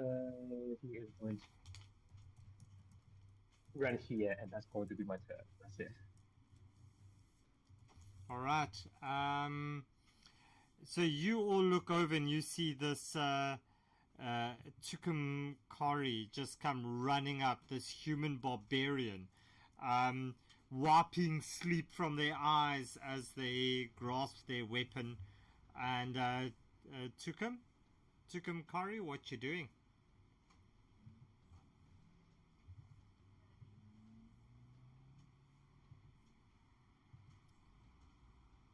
Where did they go?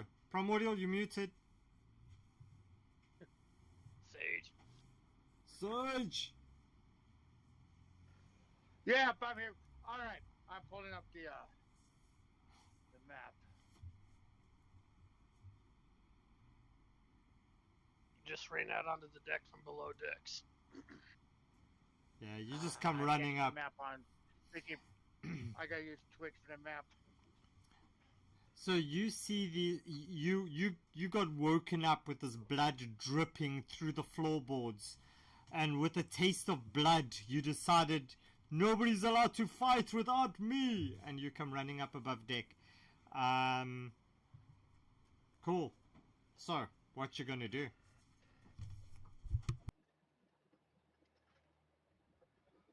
All right. Ugh. Corner map. I can't see. I can only see what I'm using Twitch for the map. And I don't see Cool. I've just any moved live it. creatures. Oh, sorry. Let me move that. There we go. So the pink one and the blue one. Sorry, you'll see it now. Just give it a second for the lag, and you'll see it. There we go.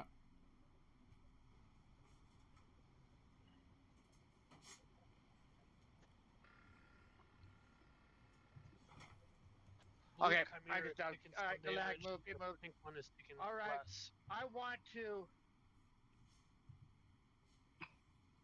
With my war pick, can I charge the Chimera?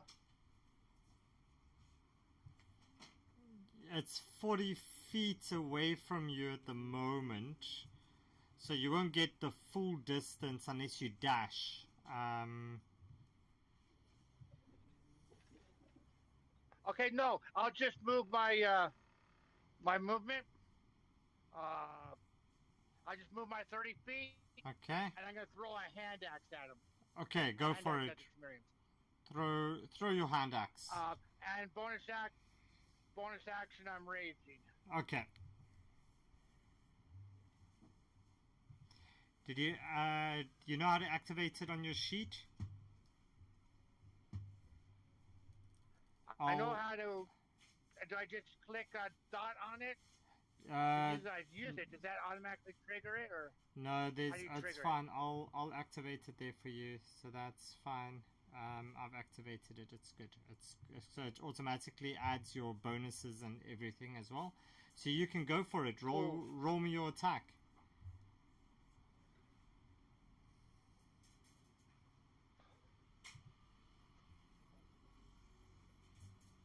it? 17 hits.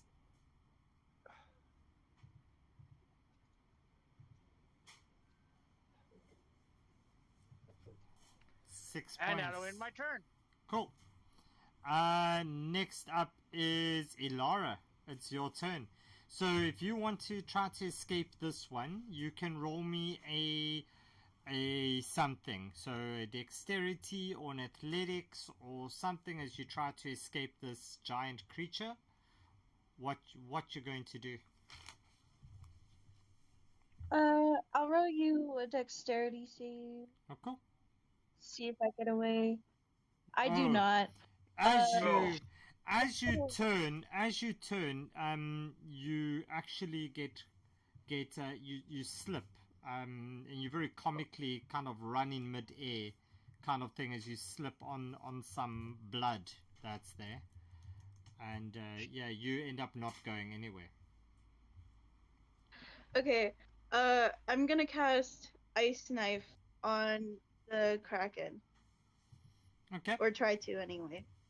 Okay, you can do that at disadvantage for me, please, because it is within 5 feet. Ooh. Oof.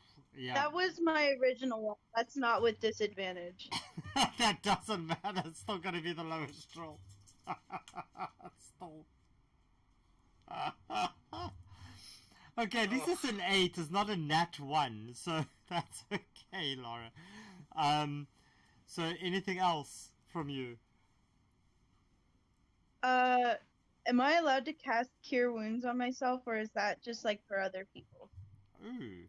I think you can do it on yourself. Yeah. I don't have an issue with that. Go for it. I read you can cast it on yourself. 12 I think points. essentially, Heck yeah. I think I've actually cast Ice Knife already. Yeah, but is Asna for you? Is that a? Yeah, it's a leveled spell, so you can't cast it on yourself right this turn, Elara. Anyway, because you've already used a leveled spell. Oh yeah, Okay. because they're both actions. So you can't do it on this turn.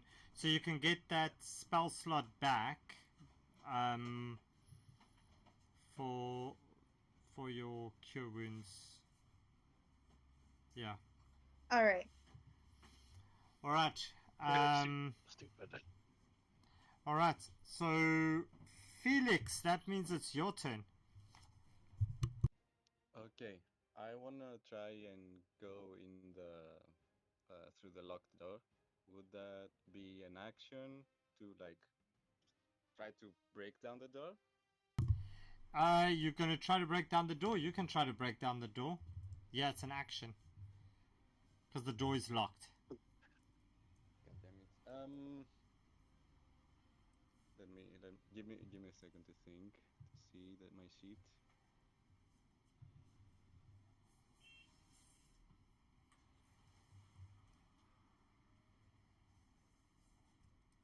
I will do it. I don't have the best of strength though, but I All will right. do it. Well, you can make an attack on the door. You can do various things. So tell me how you want to break down this door, Felix.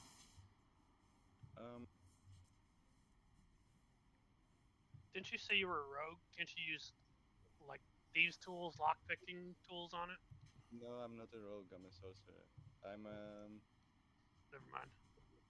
I think I'm gonna like kick down the door. Okay, roll me your Athletics check, please. Yeah.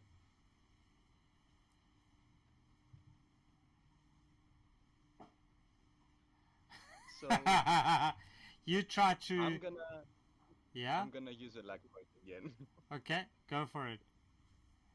Ugh. Come on. 15. Yep, so you kick it in and you end up. Are you going to enter the door? Sorry? Are you going to enter the door? Yeah, I'm gonna go inside and take a look. Okay. So you get there. That's what you see. I don't know if I'm supposed to see anything or not, but I'm not seeing anything. It's dark. Yeah. Can you see something now? You should be able to see something there.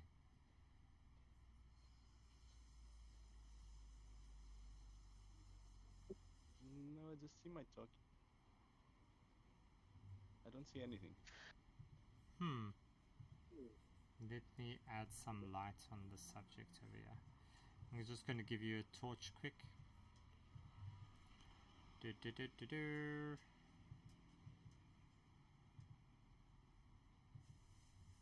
See something now?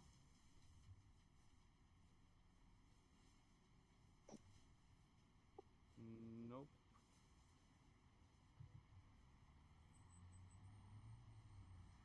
Okay. That's very weird. Very, very, very, very, very weird. Let me do this and this and this. Does that work for you, Felix? I see like a box, like like the borders of a parallelogram. How do you call it? That's very It's a black strange. rectangle. A rectangle. Thank you. I don't know why you're not seeing it. That's very strange to me.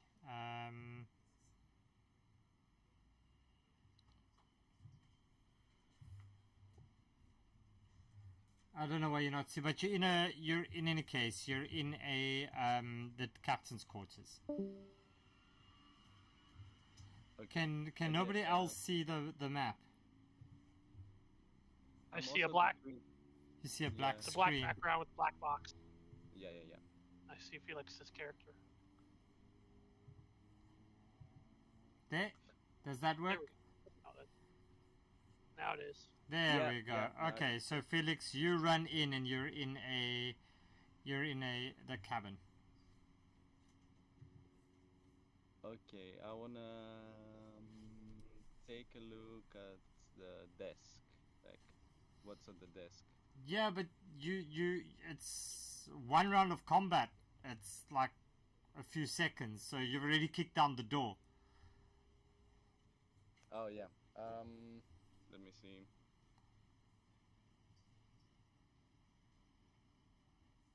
I guess that's it then. Okay. There's not much I can do. I'll just move closer to the desk. Okay. So we'll park that for when you get back. So we know that Felix is hiding. He's run away down that side.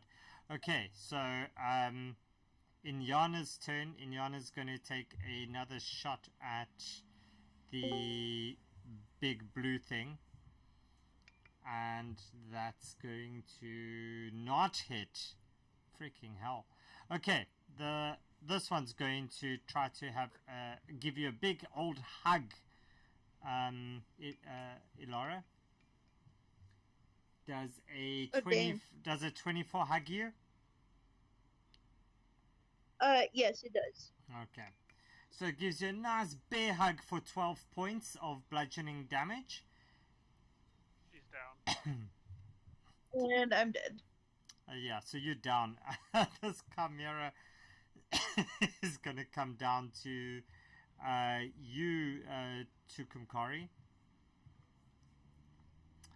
And She's down or she's dead? she's down. She's just down. So it's going to try to first ram you.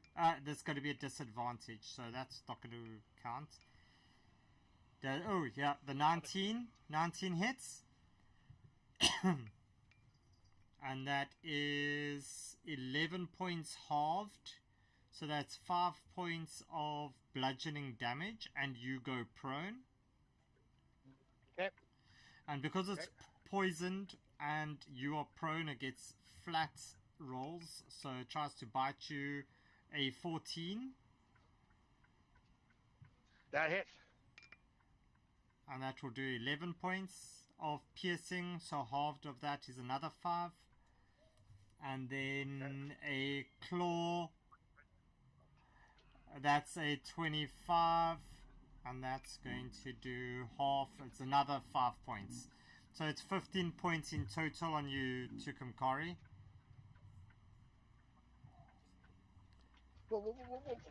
Okay. Caspar is going to again shoot just blindly over himself. And he's going to go for the octopus this time.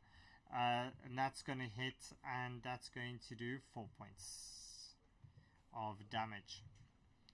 Okay.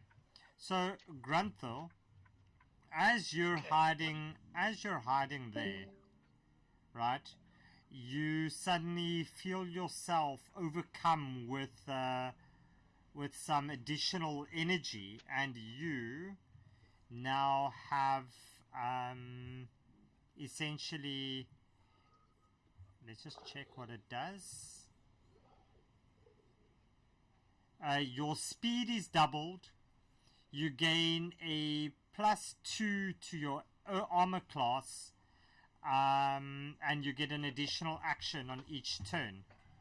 So, what you're gonna do? That is the question.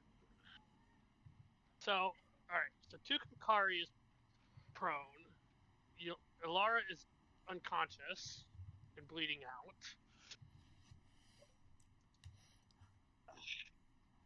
Okay, so the Kraken was searching for whatever the captain stole as part of the Sahagan force, but the Chimera was just a random creature that was dropped in, correct?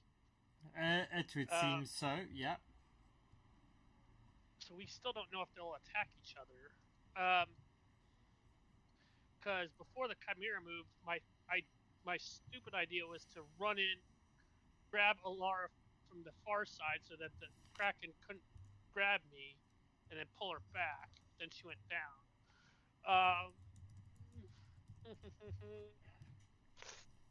Well, that kind of went to shit when the Chimera. Well, he's still not looking, but if I move into any of that space, they could both get attacks of opportunity on me. So, but my speed would be doubled, so I'd have 60 speed, 60. Well, but I could bonus action disengage. Okay. DM question. Yes. If I were to run in to try and grab Alara, because I have powerful build, which allows me to grab extra strong and long limbed, which allows me to grab farther away. If I were to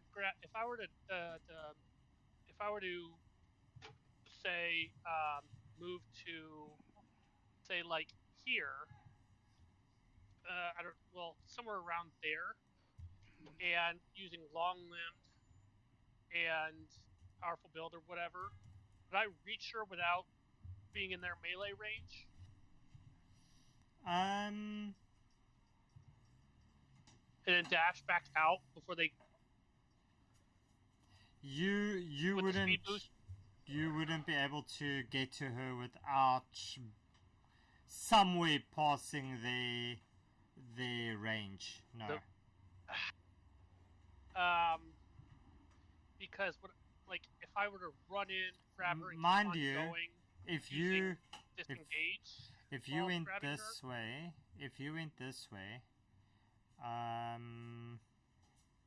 So if you went from here where you were and you went up into that one around up more like that and come around to there, that would grab it give you, that would then give you, you'd be, because your range is 10 feet with your arms, so that would give you 10 Yeah. feet to Laura.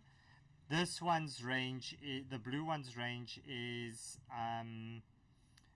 just the normal 5 feet, but this one is got long tentacles, so this one's 10 So feet. he's- So even his that, range- even that will be in range actually from this one.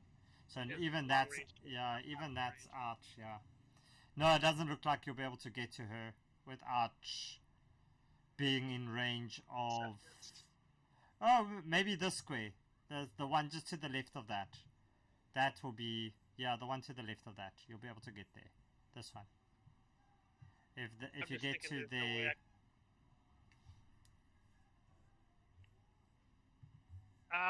Okay.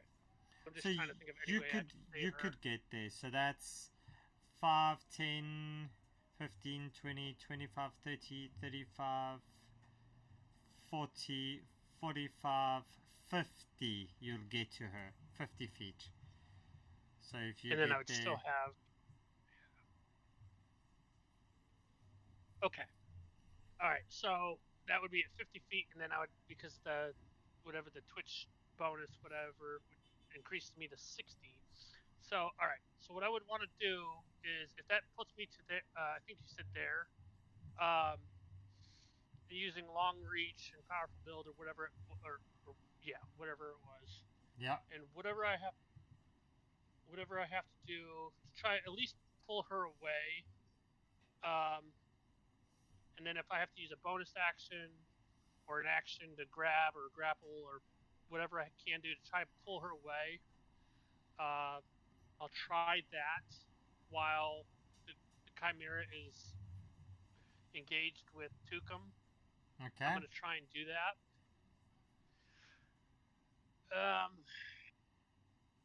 If I'm doing that, do I still have any attacks? So remember, you've got an extra action as well, right? So you can drag her, and then with your extra action, you can dash, which will give you another 30 feet of movement.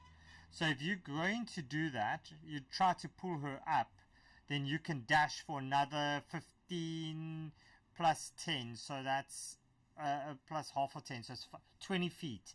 So you can move her still 20 feet away from where you are if you're successful in grabbing her.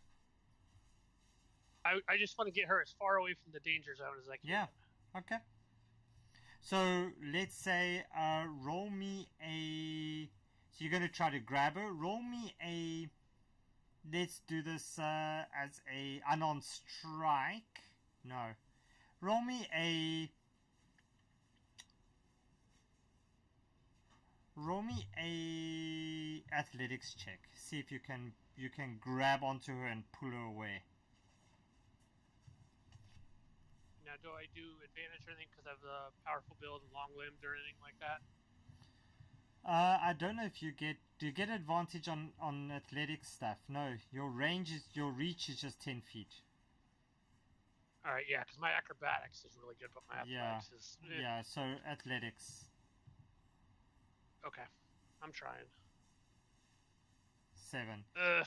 You get her pulled one square. It's not quite there. So you have an option of doing this again.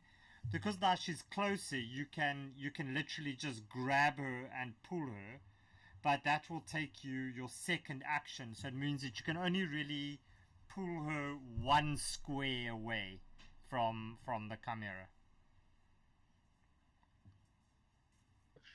Well, I don't think he would look at her since he's already engaged in fighting the other one.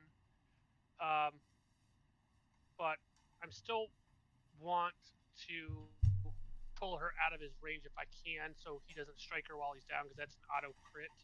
Okay. So I want to try and pull her further away. All right. So you're gonna drag her away. So you can drag her 5 feet somewhere. So so she was there.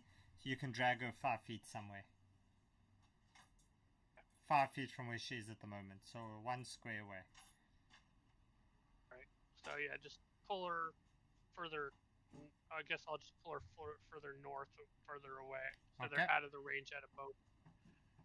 Cool. And then that, I think that's everything I can do. Yeah, so that would mean you are positioned either in the square just north of you or in that square. Since But you're the dragging advantage of being in these positions is that we're behind the mast too, which should give us some half cover, I would think, or something. Okay, yeah, that's fine. Okay, so you're there. Happiness. Yeah. Anything else, Gruntle? I don't think I have a heal kit on me on this character. I've got a poisoner's kit, I've got a forgery kit, I've got thieves' tools, I've got rations, but none of that's going to help me in the middle of a battle. You could forge a poison. You can make a poison and then forge the label to look like a healing potion, if you wanted to. Sure, let's try that. I don't know if that's going to work for you, but anyway. I'm doing whatever I can to try to get her back on her feet. Yeah. So no, don't do that. Not really, Gruntle. And in any case, your actions are done. Okay, never mind. So all right. Blackmore, that's you, and whatever you do, you get to do at disadvantage thanks to Metal Mikey. Thanks, Mikey. Right, I'll be right back. I gotta hit the head. Oh, no, thanks, Mikey. Someone has a really hate against me.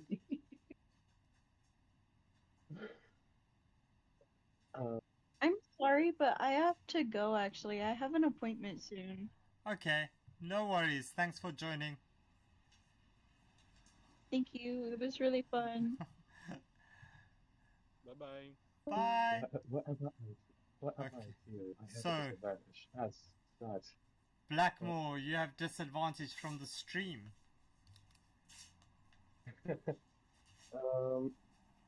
Blackmore is going to attack the Chimera again with Starry Whips with disadvantage. Thank you, Mikey.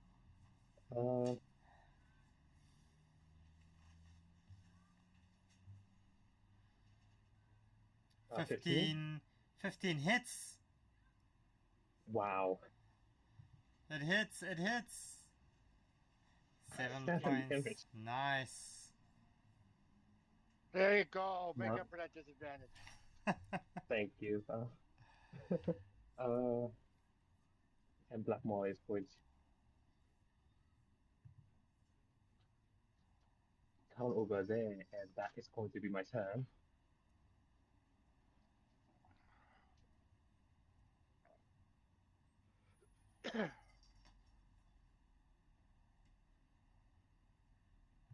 There, that's my turn.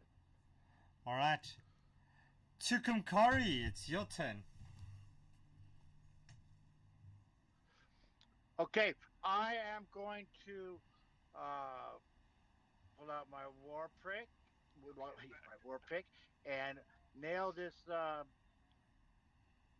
chimera.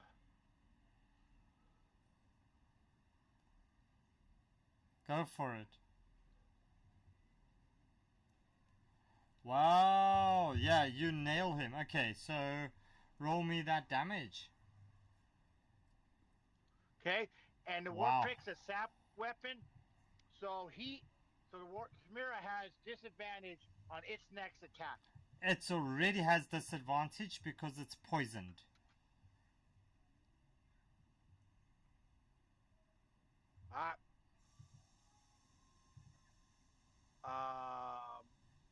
And that will end my turn.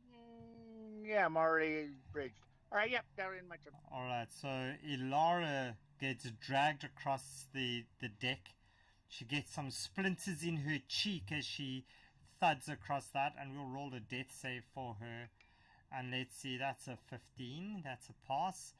Felix, it's your turn. So you in this room, and you're looking around. Can you, yeah, what you looking at? Well, basically, I'm trying to find what the Kraken, like, what they need, what the captain has stole from them, I suppose. So you look, you see a bed, the captain's desk, and this like table here in the corner with a few books on. I think I'll set at the desk. That would be Okay. an action, though, right? Yeah, so you can roll me investigation check on the desk.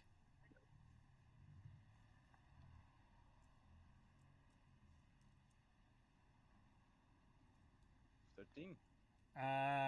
So yeah, you look over the desk. You see these books. You pick them up and you shake the pages, as you see this scroll just kind of float down onto the desk, and on the top it says "Scroll of Knock." Wow, very useful. Um, okay. Um, I, then, God damn it. So that was my action, right? I can't do it more right now That's in the pretty room. much that's you. Just a scroll of knock. God damn it. Okay, then give me a second.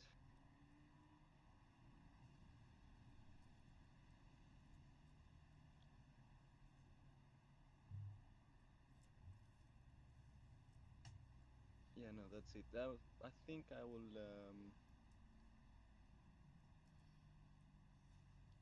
come out the door. No, you know what? I'll stay and I'll look at the books again. Okay. Sorry. So you can roll me another investigation check as you look at the books, as you look at the titles of the books there, Felix. And bonus points to anybody on the stream who can tell me what book he's going to find with a 4. That's Anyway, Oh love. my god. no, the people on the stream know very well what book you're going to find with a 4. So you find yourself a book entitled "How to Cook a Sir Hooligan." Nice thick book, nice thick, well-bound book, and the picture on the front looks kind of like the creatures that you were just fighting aboard the ship. So it's in Yana's turn, as you see her shoot off another shot towards the Chimera. Six You're just gonna hear misses. Grunther shout out at this time. Someone kill this freaking octopus! So you see this octopus standing right there as it reaches toward the Chimera. And as it reaches forward, you see it stick its tentacle straight down this Chimera's throat. So it does 9 points of damage to the Chimera. And the Chimera is going to make a con save. And that's going to pass. Okay. The Chimera is going to attack this thing. Let's see if it recharges. Nope. So he's going to attack 1, 2, and 3. So that's going to hit. The ram's going to hit. And the claw is going to hit. So that's going to do 7 and another 12 points on this thing. Okay, so 7 and 12. Alright, and Caspar is just going to blindly shoot. He's going to run up because he's out of bolts. He's going to run up and he's just going to jump on this Chimera and start attacking him, and he misses. What is he doing? Oh my god. Grunto, you feel less energetic a little bit. You're a little bit lethargic. Normal. Yeah, you're back to normal. Okay. Would I know at this point if any of the dead deckhands would have had a potion or anything on them when they went down? Would Dominic or Danny or any of these people would have had a potion on them that I could pour into Alara's mouth? Roll me a history check. See if you can remember recalling, or if you can recall anything like that happening. Oh, please roll good. Okay. You can't remember that, but you do remember this thing that you're hiding behind having exploded. And Well, you. the barrels were to the left. I'm behind the mast. Yeah, so you remember the mast exploding from the lightning strike on Ilara, so there's not really something to hide behind. Just saying. Okay. Well, I You thought don't. it exploded in the middle of the air. Because you said that Kraken threw him like 30 or 40 feet in the air, I thought. And that it was just like the parts rained down. And then she caught like a. No, the whole mast just exploded in a hail of splinters. I thought it was just the captain exploded. I didn't. Yeah, sorry. I didn't realize. Might have gone over that a bit too fast. Okay. Okay. Let me think here. So we're hiding behind probably like a 5-foot tall post. That's all that remains of a center mast. Okay. How do I get an attack position while I'm carrying or dragging? How do I stabilize her? How do I attack? And how do I get position of safety all at once? So. Okay. Okay. All right. Here's what I want to do, and you tell me how I make that work. I am going to kind of. Okay, so they've begun to fight, but wait a second. Where did the yellow? Oh, the yellow guy's dead. Oh, because the chimera killed him, finished him off. Yeah. Okay. I'm just trying to take stock of everything that's just happened. Felix is gone underboard, or under deck. Tukum is Tuk still prone, or is he back up? He's up. Okay. Okay. So I am going to.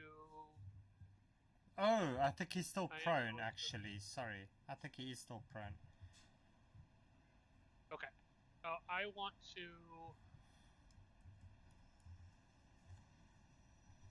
Okay.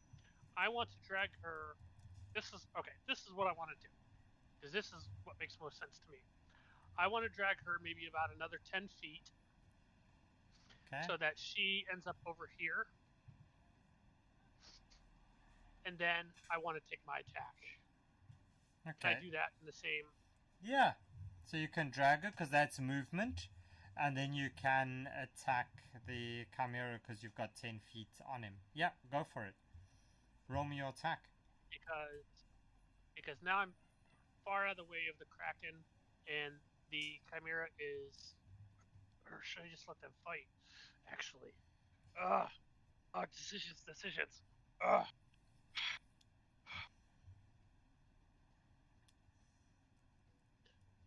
I can't get to Took unless I do some kind of dancing around like I did for her. So Rocket Frog says sacrifice her to the Kraken. So just feed her to the Kraken and I never sacrifice innocence ever. Here's what I'm going to do. I'm going to leave her there. I am going to. Okay, I'm going to do another dance round if I can with whatever. Or I'm going to try and do. I'm going to move to kind of step over Danny. I'm going to try and get over here. I'm going to try and get to the backside of Took. And I'm going to try and grab him and pull him out of the way back toward where I'm going to try and grab him and drag him out of the way toward where she is as well, if I can, because the kaijus are distracted right now. So I want that us would to have try been. and. I don't know how much movement and how many actions or So you bonus moved actions I to have to do 10 that. feet. So that would have been 20 feet of movement. So if you move, that's going to be 25 feet. So you wouldn't have enough to move him. Because I still have the long. I still have the long limbs. yeah, but To I grab. mean, yeah, you can grab him, but you can't move him because you don't have sufficient movement speed to move him. Because remember, to drag something is double movement speed, right? So you moved Elara 10 feet, so that was 20 feet of movement. Then you've now just moved 5 feet, and you've only got 30 feet of movement. If I do it as a shove, does that? You got to shove him. If I shove him toward me, does that work? It's like a.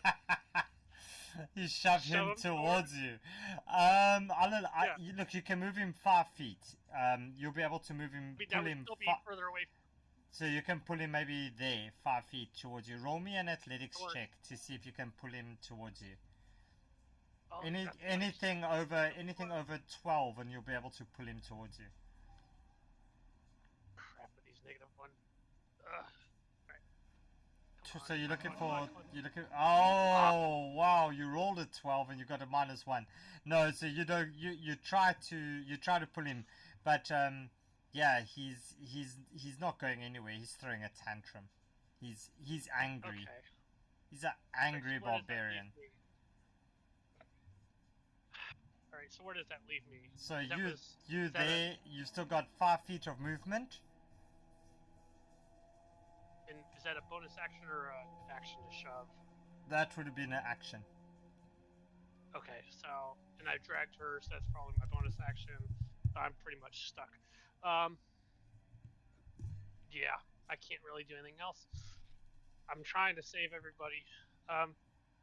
Stupid barbarians. Yeah, and then I'm just gonna just kind of, I guess, try to put my back toward Alara's downed body, trying to just hide it out of the way as best I can.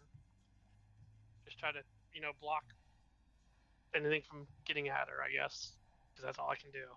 All right. So next up is Blackmoor. It's your turn, and yeah, what you doing?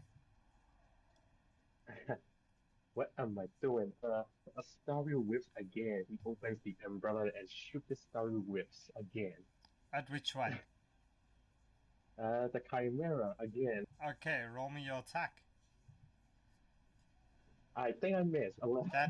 That misses. Oh, freaking hell. You do have, remember, you still have inspiration. So if you want to, you could cash in your inspiration and you get to roll at advantage. I will do that. Okay. You're going to do that. Right, so roll me your attack at advantage. Okay. Just one more roll or with advantage? A full new attack at advantage.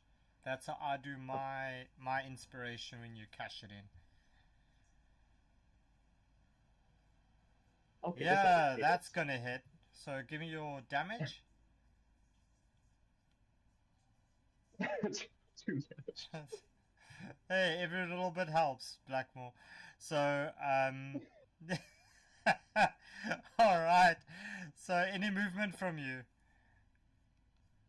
I'm going to stay there as standard 3D. My position is fine. Okay. So, Tukumkari, it's your turn. Okay, where I'm standing now.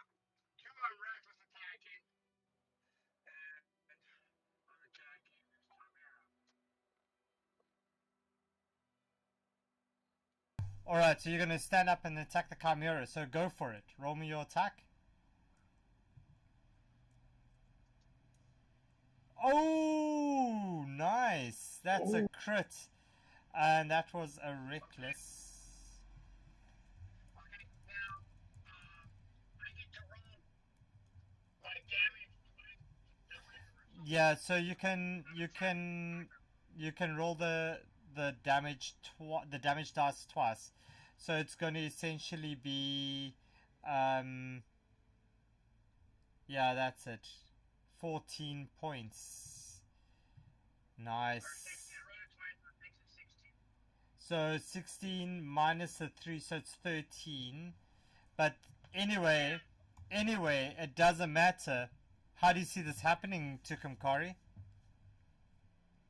I stand up, full range is trying to eat me.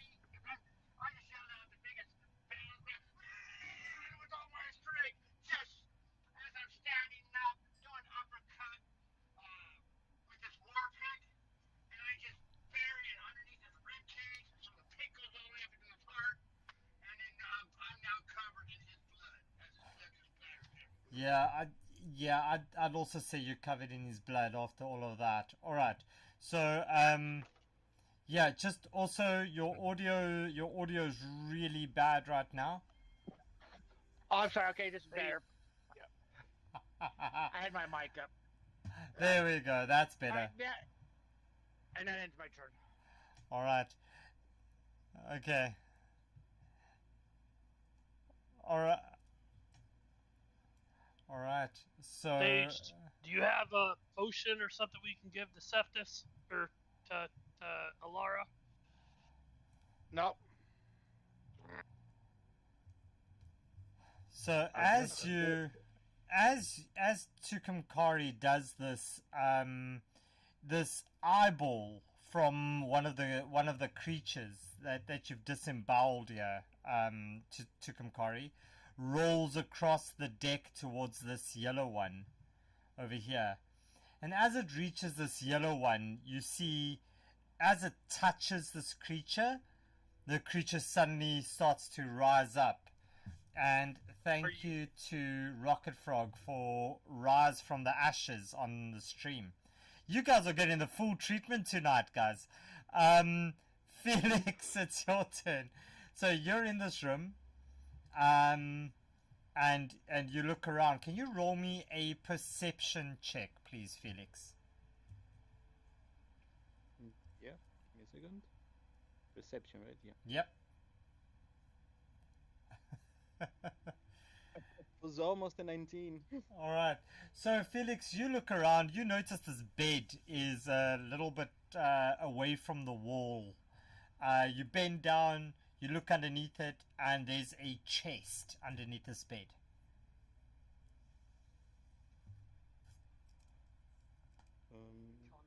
Can you help me out? What's a chest? So it's just a chest. A chest. A chest. Oh, sorry. Okay, can I open it? You can. You can't open it while it's under the bed. Yeah. Can I drag it out? You can drag it out. So you bend down and you pull it out, and as you pull it out, you see this chest suddenly, like, does absolutely nothing, and you just pull it out. And it just slides on the floor. You set it up like it was gonna be a mimic. Yeah. Come on now. So scared. All right, so you pull this chest out. Can I open it? You look at this chest, Felix. You look back and front, top and bottom. You lift it up a little bit. You even look underneath. You don't see any opening on it. You don't see any keyhole. You don't see any handle. Absolutely nothing on this chest. God damn it. Can I take it with me outside? Yep. You can pick it up and take it outside with you. Perfect. Is that what Okay, you're then I'll doing? do that. Cool. Yeah. All right. So you all look, as you see Felix suddenly appear again carrying this chest in his hands. Blackmore, you look behind you, you hear this grunting kind of as he carries this. Inyana takes out her crossbow and shoots a bolt towards the giant octopus thing, hits it, and this octopus goes down. And as the octopus goes down, you see it reach out one last time as it grabs the chimera as well as Caspar, as it just falls back into the sea. And everything goes. As you hear me go, no, Caspar!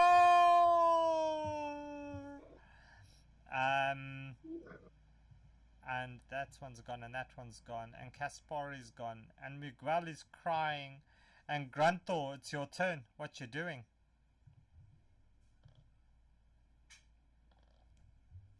Is Caspar like wrapped up in tentacles as he's going over, or is Yeah. there a chance to save him? No, he's wrapped up. He's got a sucker over his face, and it's like Okay. got him front and back. He's even got one on his ass cheek. He's done for. He's going down.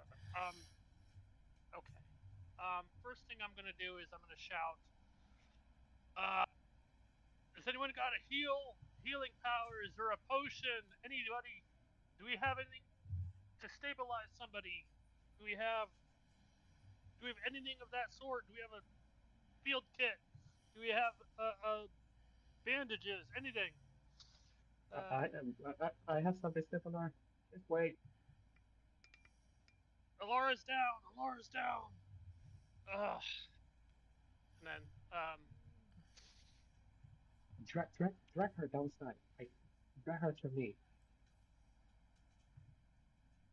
which one is that? Is that Blackmore? Yes.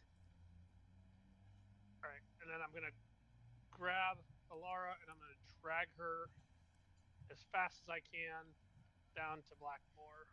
How do I grab?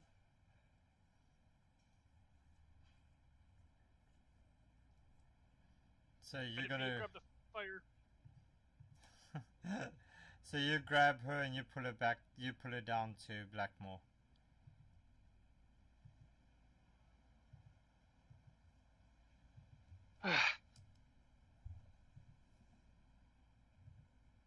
Okay.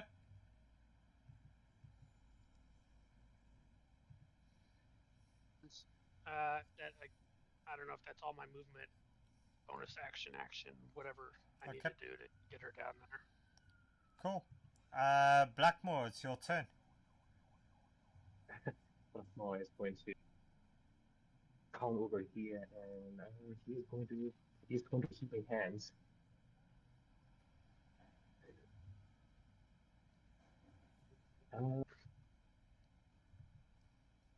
I don't have spell slots, but I have this.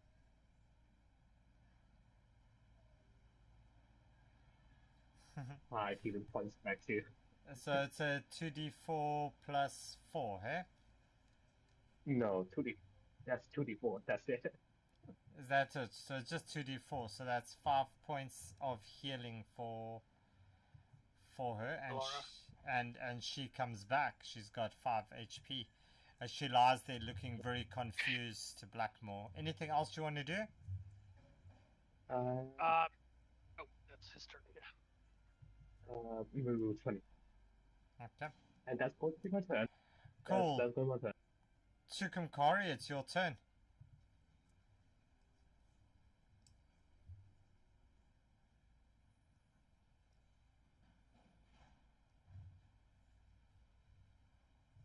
Primordial? You're on mute? Sage. Sage, you're up.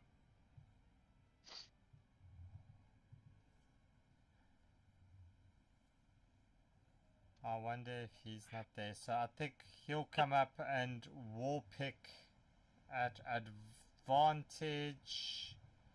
Because reckless attack it, and oh no, he misses. As this one's turn, he's going to. Oh, He's going to attack. Also at advantage. 16 is going to hit. And that's going to do 3 points of damage on Tukumkari. Do you want to control Ilara?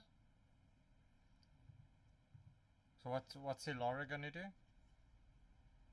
It looks like she dropped out of chat, but I can move her, but I don't have her character sheet or anything. Yes, okay.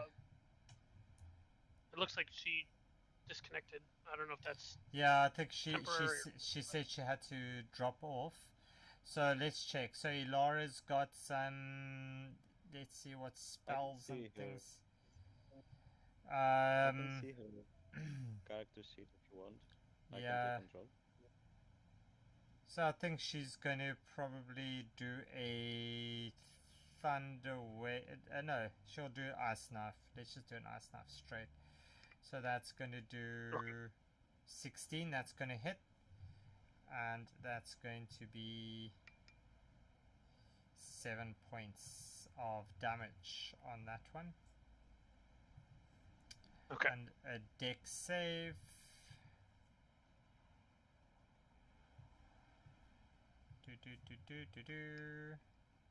That's a fail, and it's going to... Yeah, okay, it's dead. And you are all out of combat. Okay.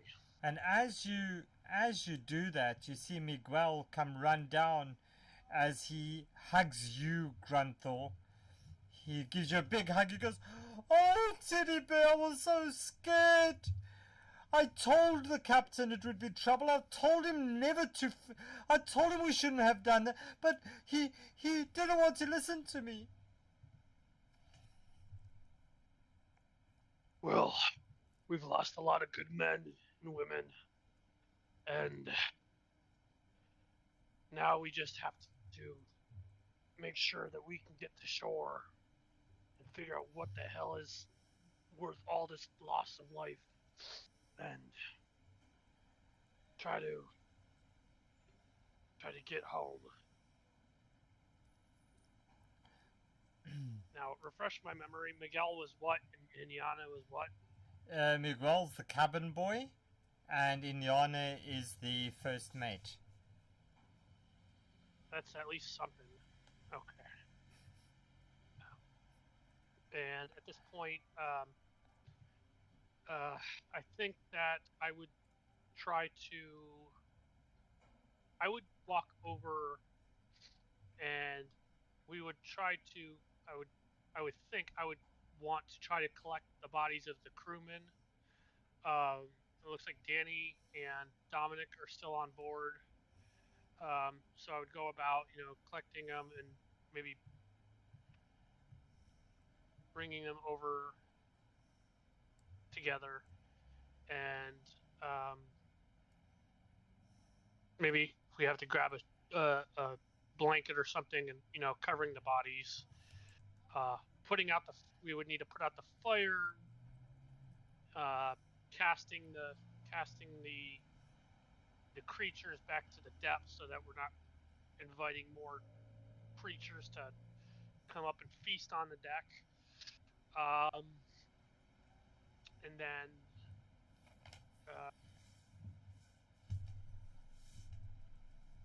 we would all need to sit and talk and figure out what the plan was. And then maybe in the same time we can try and figure out what the hell's in this chest. All right. So you walk around. You gather the deceased. Miguel and Inyana are trying to get everything sorted. If you get all the creatures together, you're going to toss them overboard. Is that the plan? Unless anybody else has any other ideas, whether you want to search them or look for any markings or try to study them, or I don't know what anybody else would want to try and do. Yeah, I'll have them throw them.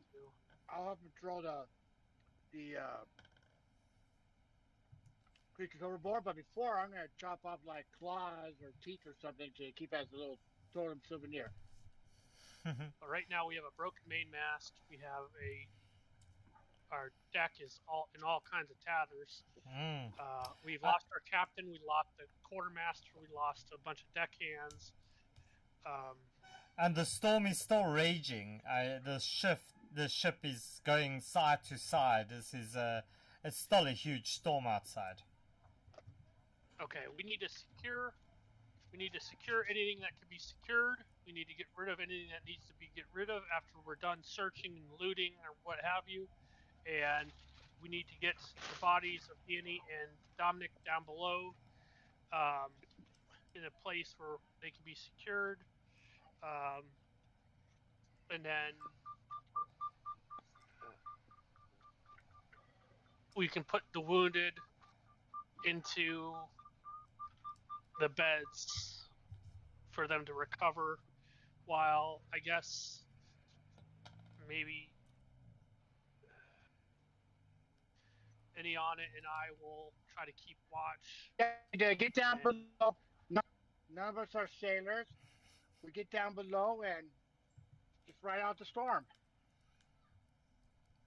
Yeah, and well, some of us have to, Iniana has to steer, and someone else has to keep watch. So I volunteer to stay on deck and watch, and Felix and Blackmore and Miguel and Alara can recover or try to figure out what the plans are. And I think that's the smartest course of action. All right. So We'll Felix, you've got the chest, and you've brought it along, and everybody's kind of looking at it. So what are you doing with the chest, Felix? I mean, can I use the knock scroll on Yeah. the room to open it?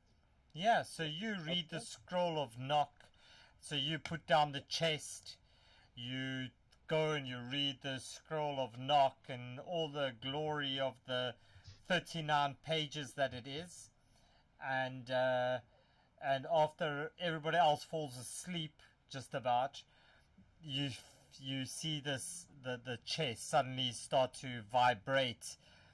It's all these strange sounds coming from inside as it lets out this huge howl, this screeching sound, and you just hear, and it just pops open half an inch.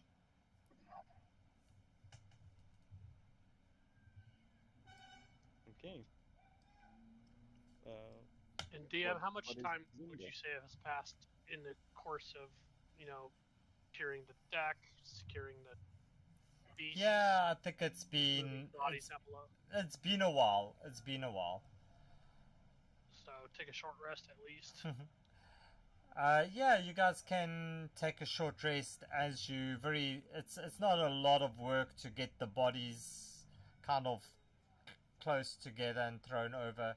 So so Felix, you open this chest with the scroll of knock. Are you going to look inside?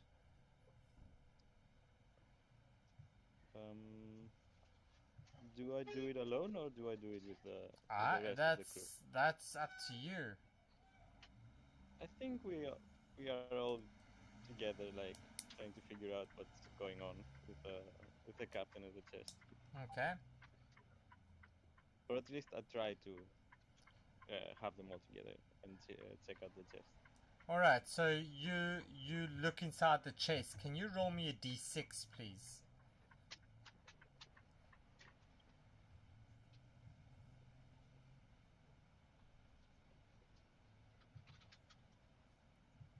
That's a So 5. Also, did we short rest? You said. yeah, you can take a short rest. So as you look inside, you see this potion, and it's got a picture of a panda on it, and underneath it's got this like little label that says Chuck on it. Looks like a very happy panda.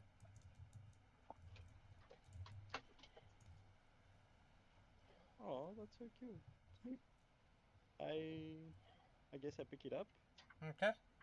or at least I try to see if it's gonna bite me first or not.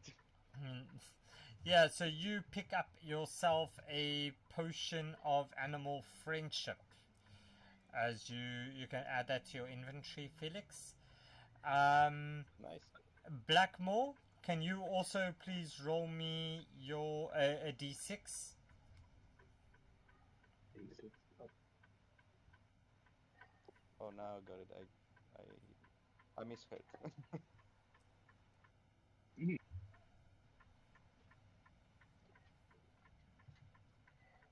Ooh, something just happened What? to What the hell just happened? something just happened to my VTT. Yeah, it just killed me. What the hell? I'm not dead. Everybody die. It's all me. I just nuked everybody. You're all done. You dead. Um. So Blackmore and I don't. I yeah. Just a D. You can just refresh your page. It will come back. Can you roll me your D6 there, please?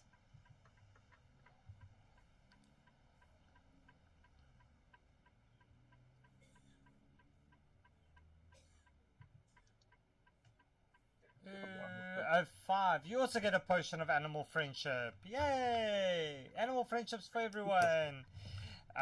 So you get that.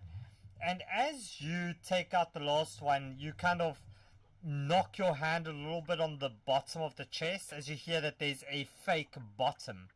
And as you lift it up, you notice. Can you roll me 10d100, please? You know what? Let me do it this side. I can do it.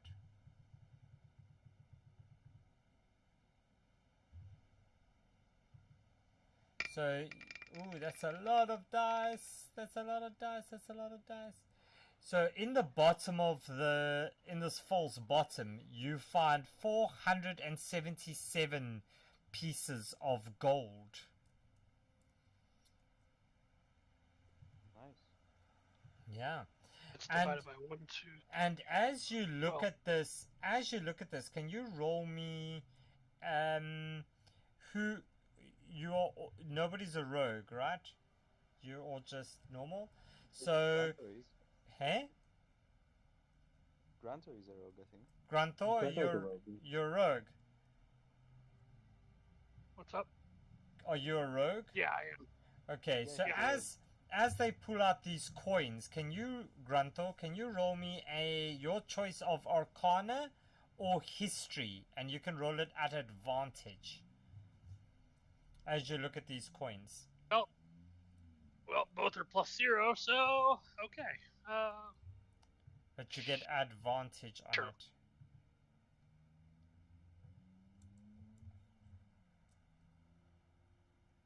$15, nice. So you recognize that the markings on these coins, you recognize the markings on the coins. They're not merely coins. They seem to there's something more about these coins that you are aware of.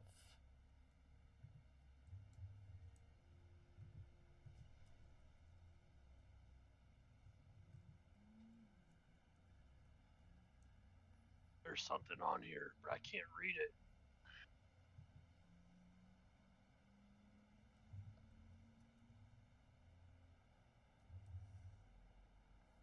Can I try to read them, like as a sorcerer? Yeah, you can roll me an Arcana check, but you don't get advantage. I have Dwarvish, Goblin, and Thieves' Cant. 18.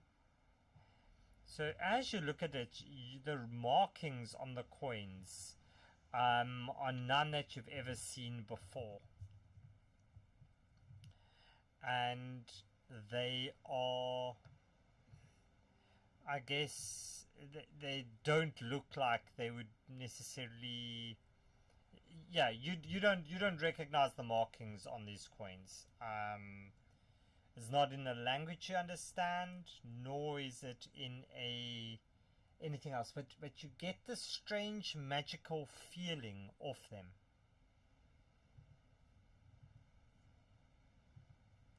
Let me see. And as you're standing there with these coins in your hand, You feel this sudden jolt rock the ship. It sends you stumbling to the floor. Coins scatter about on the deck. And with a groan of splintering wood, the vessel begins to list to one side. Chaos erupts. Its hull is breached by the force of the storm. Before you can react, darkness envelopes you, and the world fades away.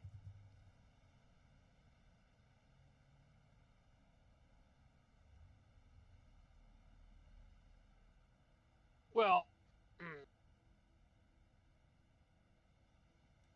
even if you get a massive,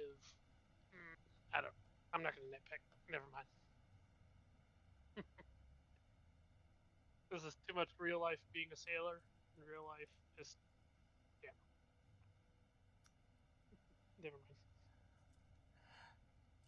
As consciousness returns, you find yourselves lying on a sandy shore.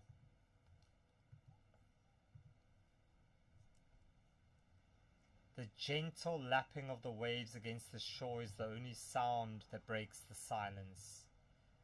Above you, the sun rises on a new day, casting a warm glow across an island that stretches out before you. You all feel through your pockets, checking that everything is there. Strangely, you all seem to be missing gold. Except for Felix, who suddenly finds themselves with 477 pieces of gold in their pockets. And so everything but the gold that was on the ship. And so your journey begins anew as you set forth to uncover the mysteries of this remote land. And that is the end of this game. So you are done. Oh. Okay. Nice. Alright, so that's it. So you survived the El Diablo Navigante.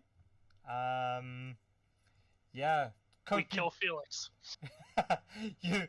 you all kill Felix. Yeah! One of us. We all got we've all got the vibes You of can't run. Well, that was actually cool. I liked it. Lord of the Flies version, D&D version happening right here. Felix is just running away. Felix, keep running. Keep running, Felix. Right. I've got a crossbow. You ain't running nowhere. So Felix, as you get there, this little piece of wood on the beach suddenly jumps up. Sorry, it's supposed to have advantage on that. That's a mimic, right? Yep, that's 14. Yeah, but we won't do this. We're not going to do it. We're not going to do it. Yeah. We're not going to do it. It's a gag. So, okay, guys. So that's it. That's it from my side. So thank you very much for playing. Hope you guys enjoyed that. I'm sorry Laura had to rush off, but that's it. Primordial, I'm sorry about Figgle Wiggle. What's his name? Cut. It's D&D. Figgle Biggle got cooked. I'm used. At least he Quite makes, all right. Hey, he went down with a mug of beer in his hand. He's happy. Hey, you know what? You know what? I love saved, that. Yeah. Hey, you know what, Sage? I saved Cephas's character, so she can't be angry on Thursday. She can't be angry with you. No, definitely not. So thank you guys. Hope you guys had a good one. I'm going to jump off for the night. I've got an early day tomorrow, so have a fantastic day. Hey. And thank you to everybody on the stream as well. Hey, Nightbeard. Yeah. Before you go, sometime this week, I'd like to have a conversation with you. 5-10 minutes at the most. Yeah, sure. We When can would do be a that. good time? We can definitely do that. So I'm going to, let's hop over onto a raid on Twitch if you're still there. Let's go raid. We'll go raid Nat1 Twitch. Somebody's busy playing a fairy tale campaign. Looks like fun. But that's it from our side. So thank you very much, and hope you guys all have a very, very fun week, and yeah, we'll be back later this week with another game.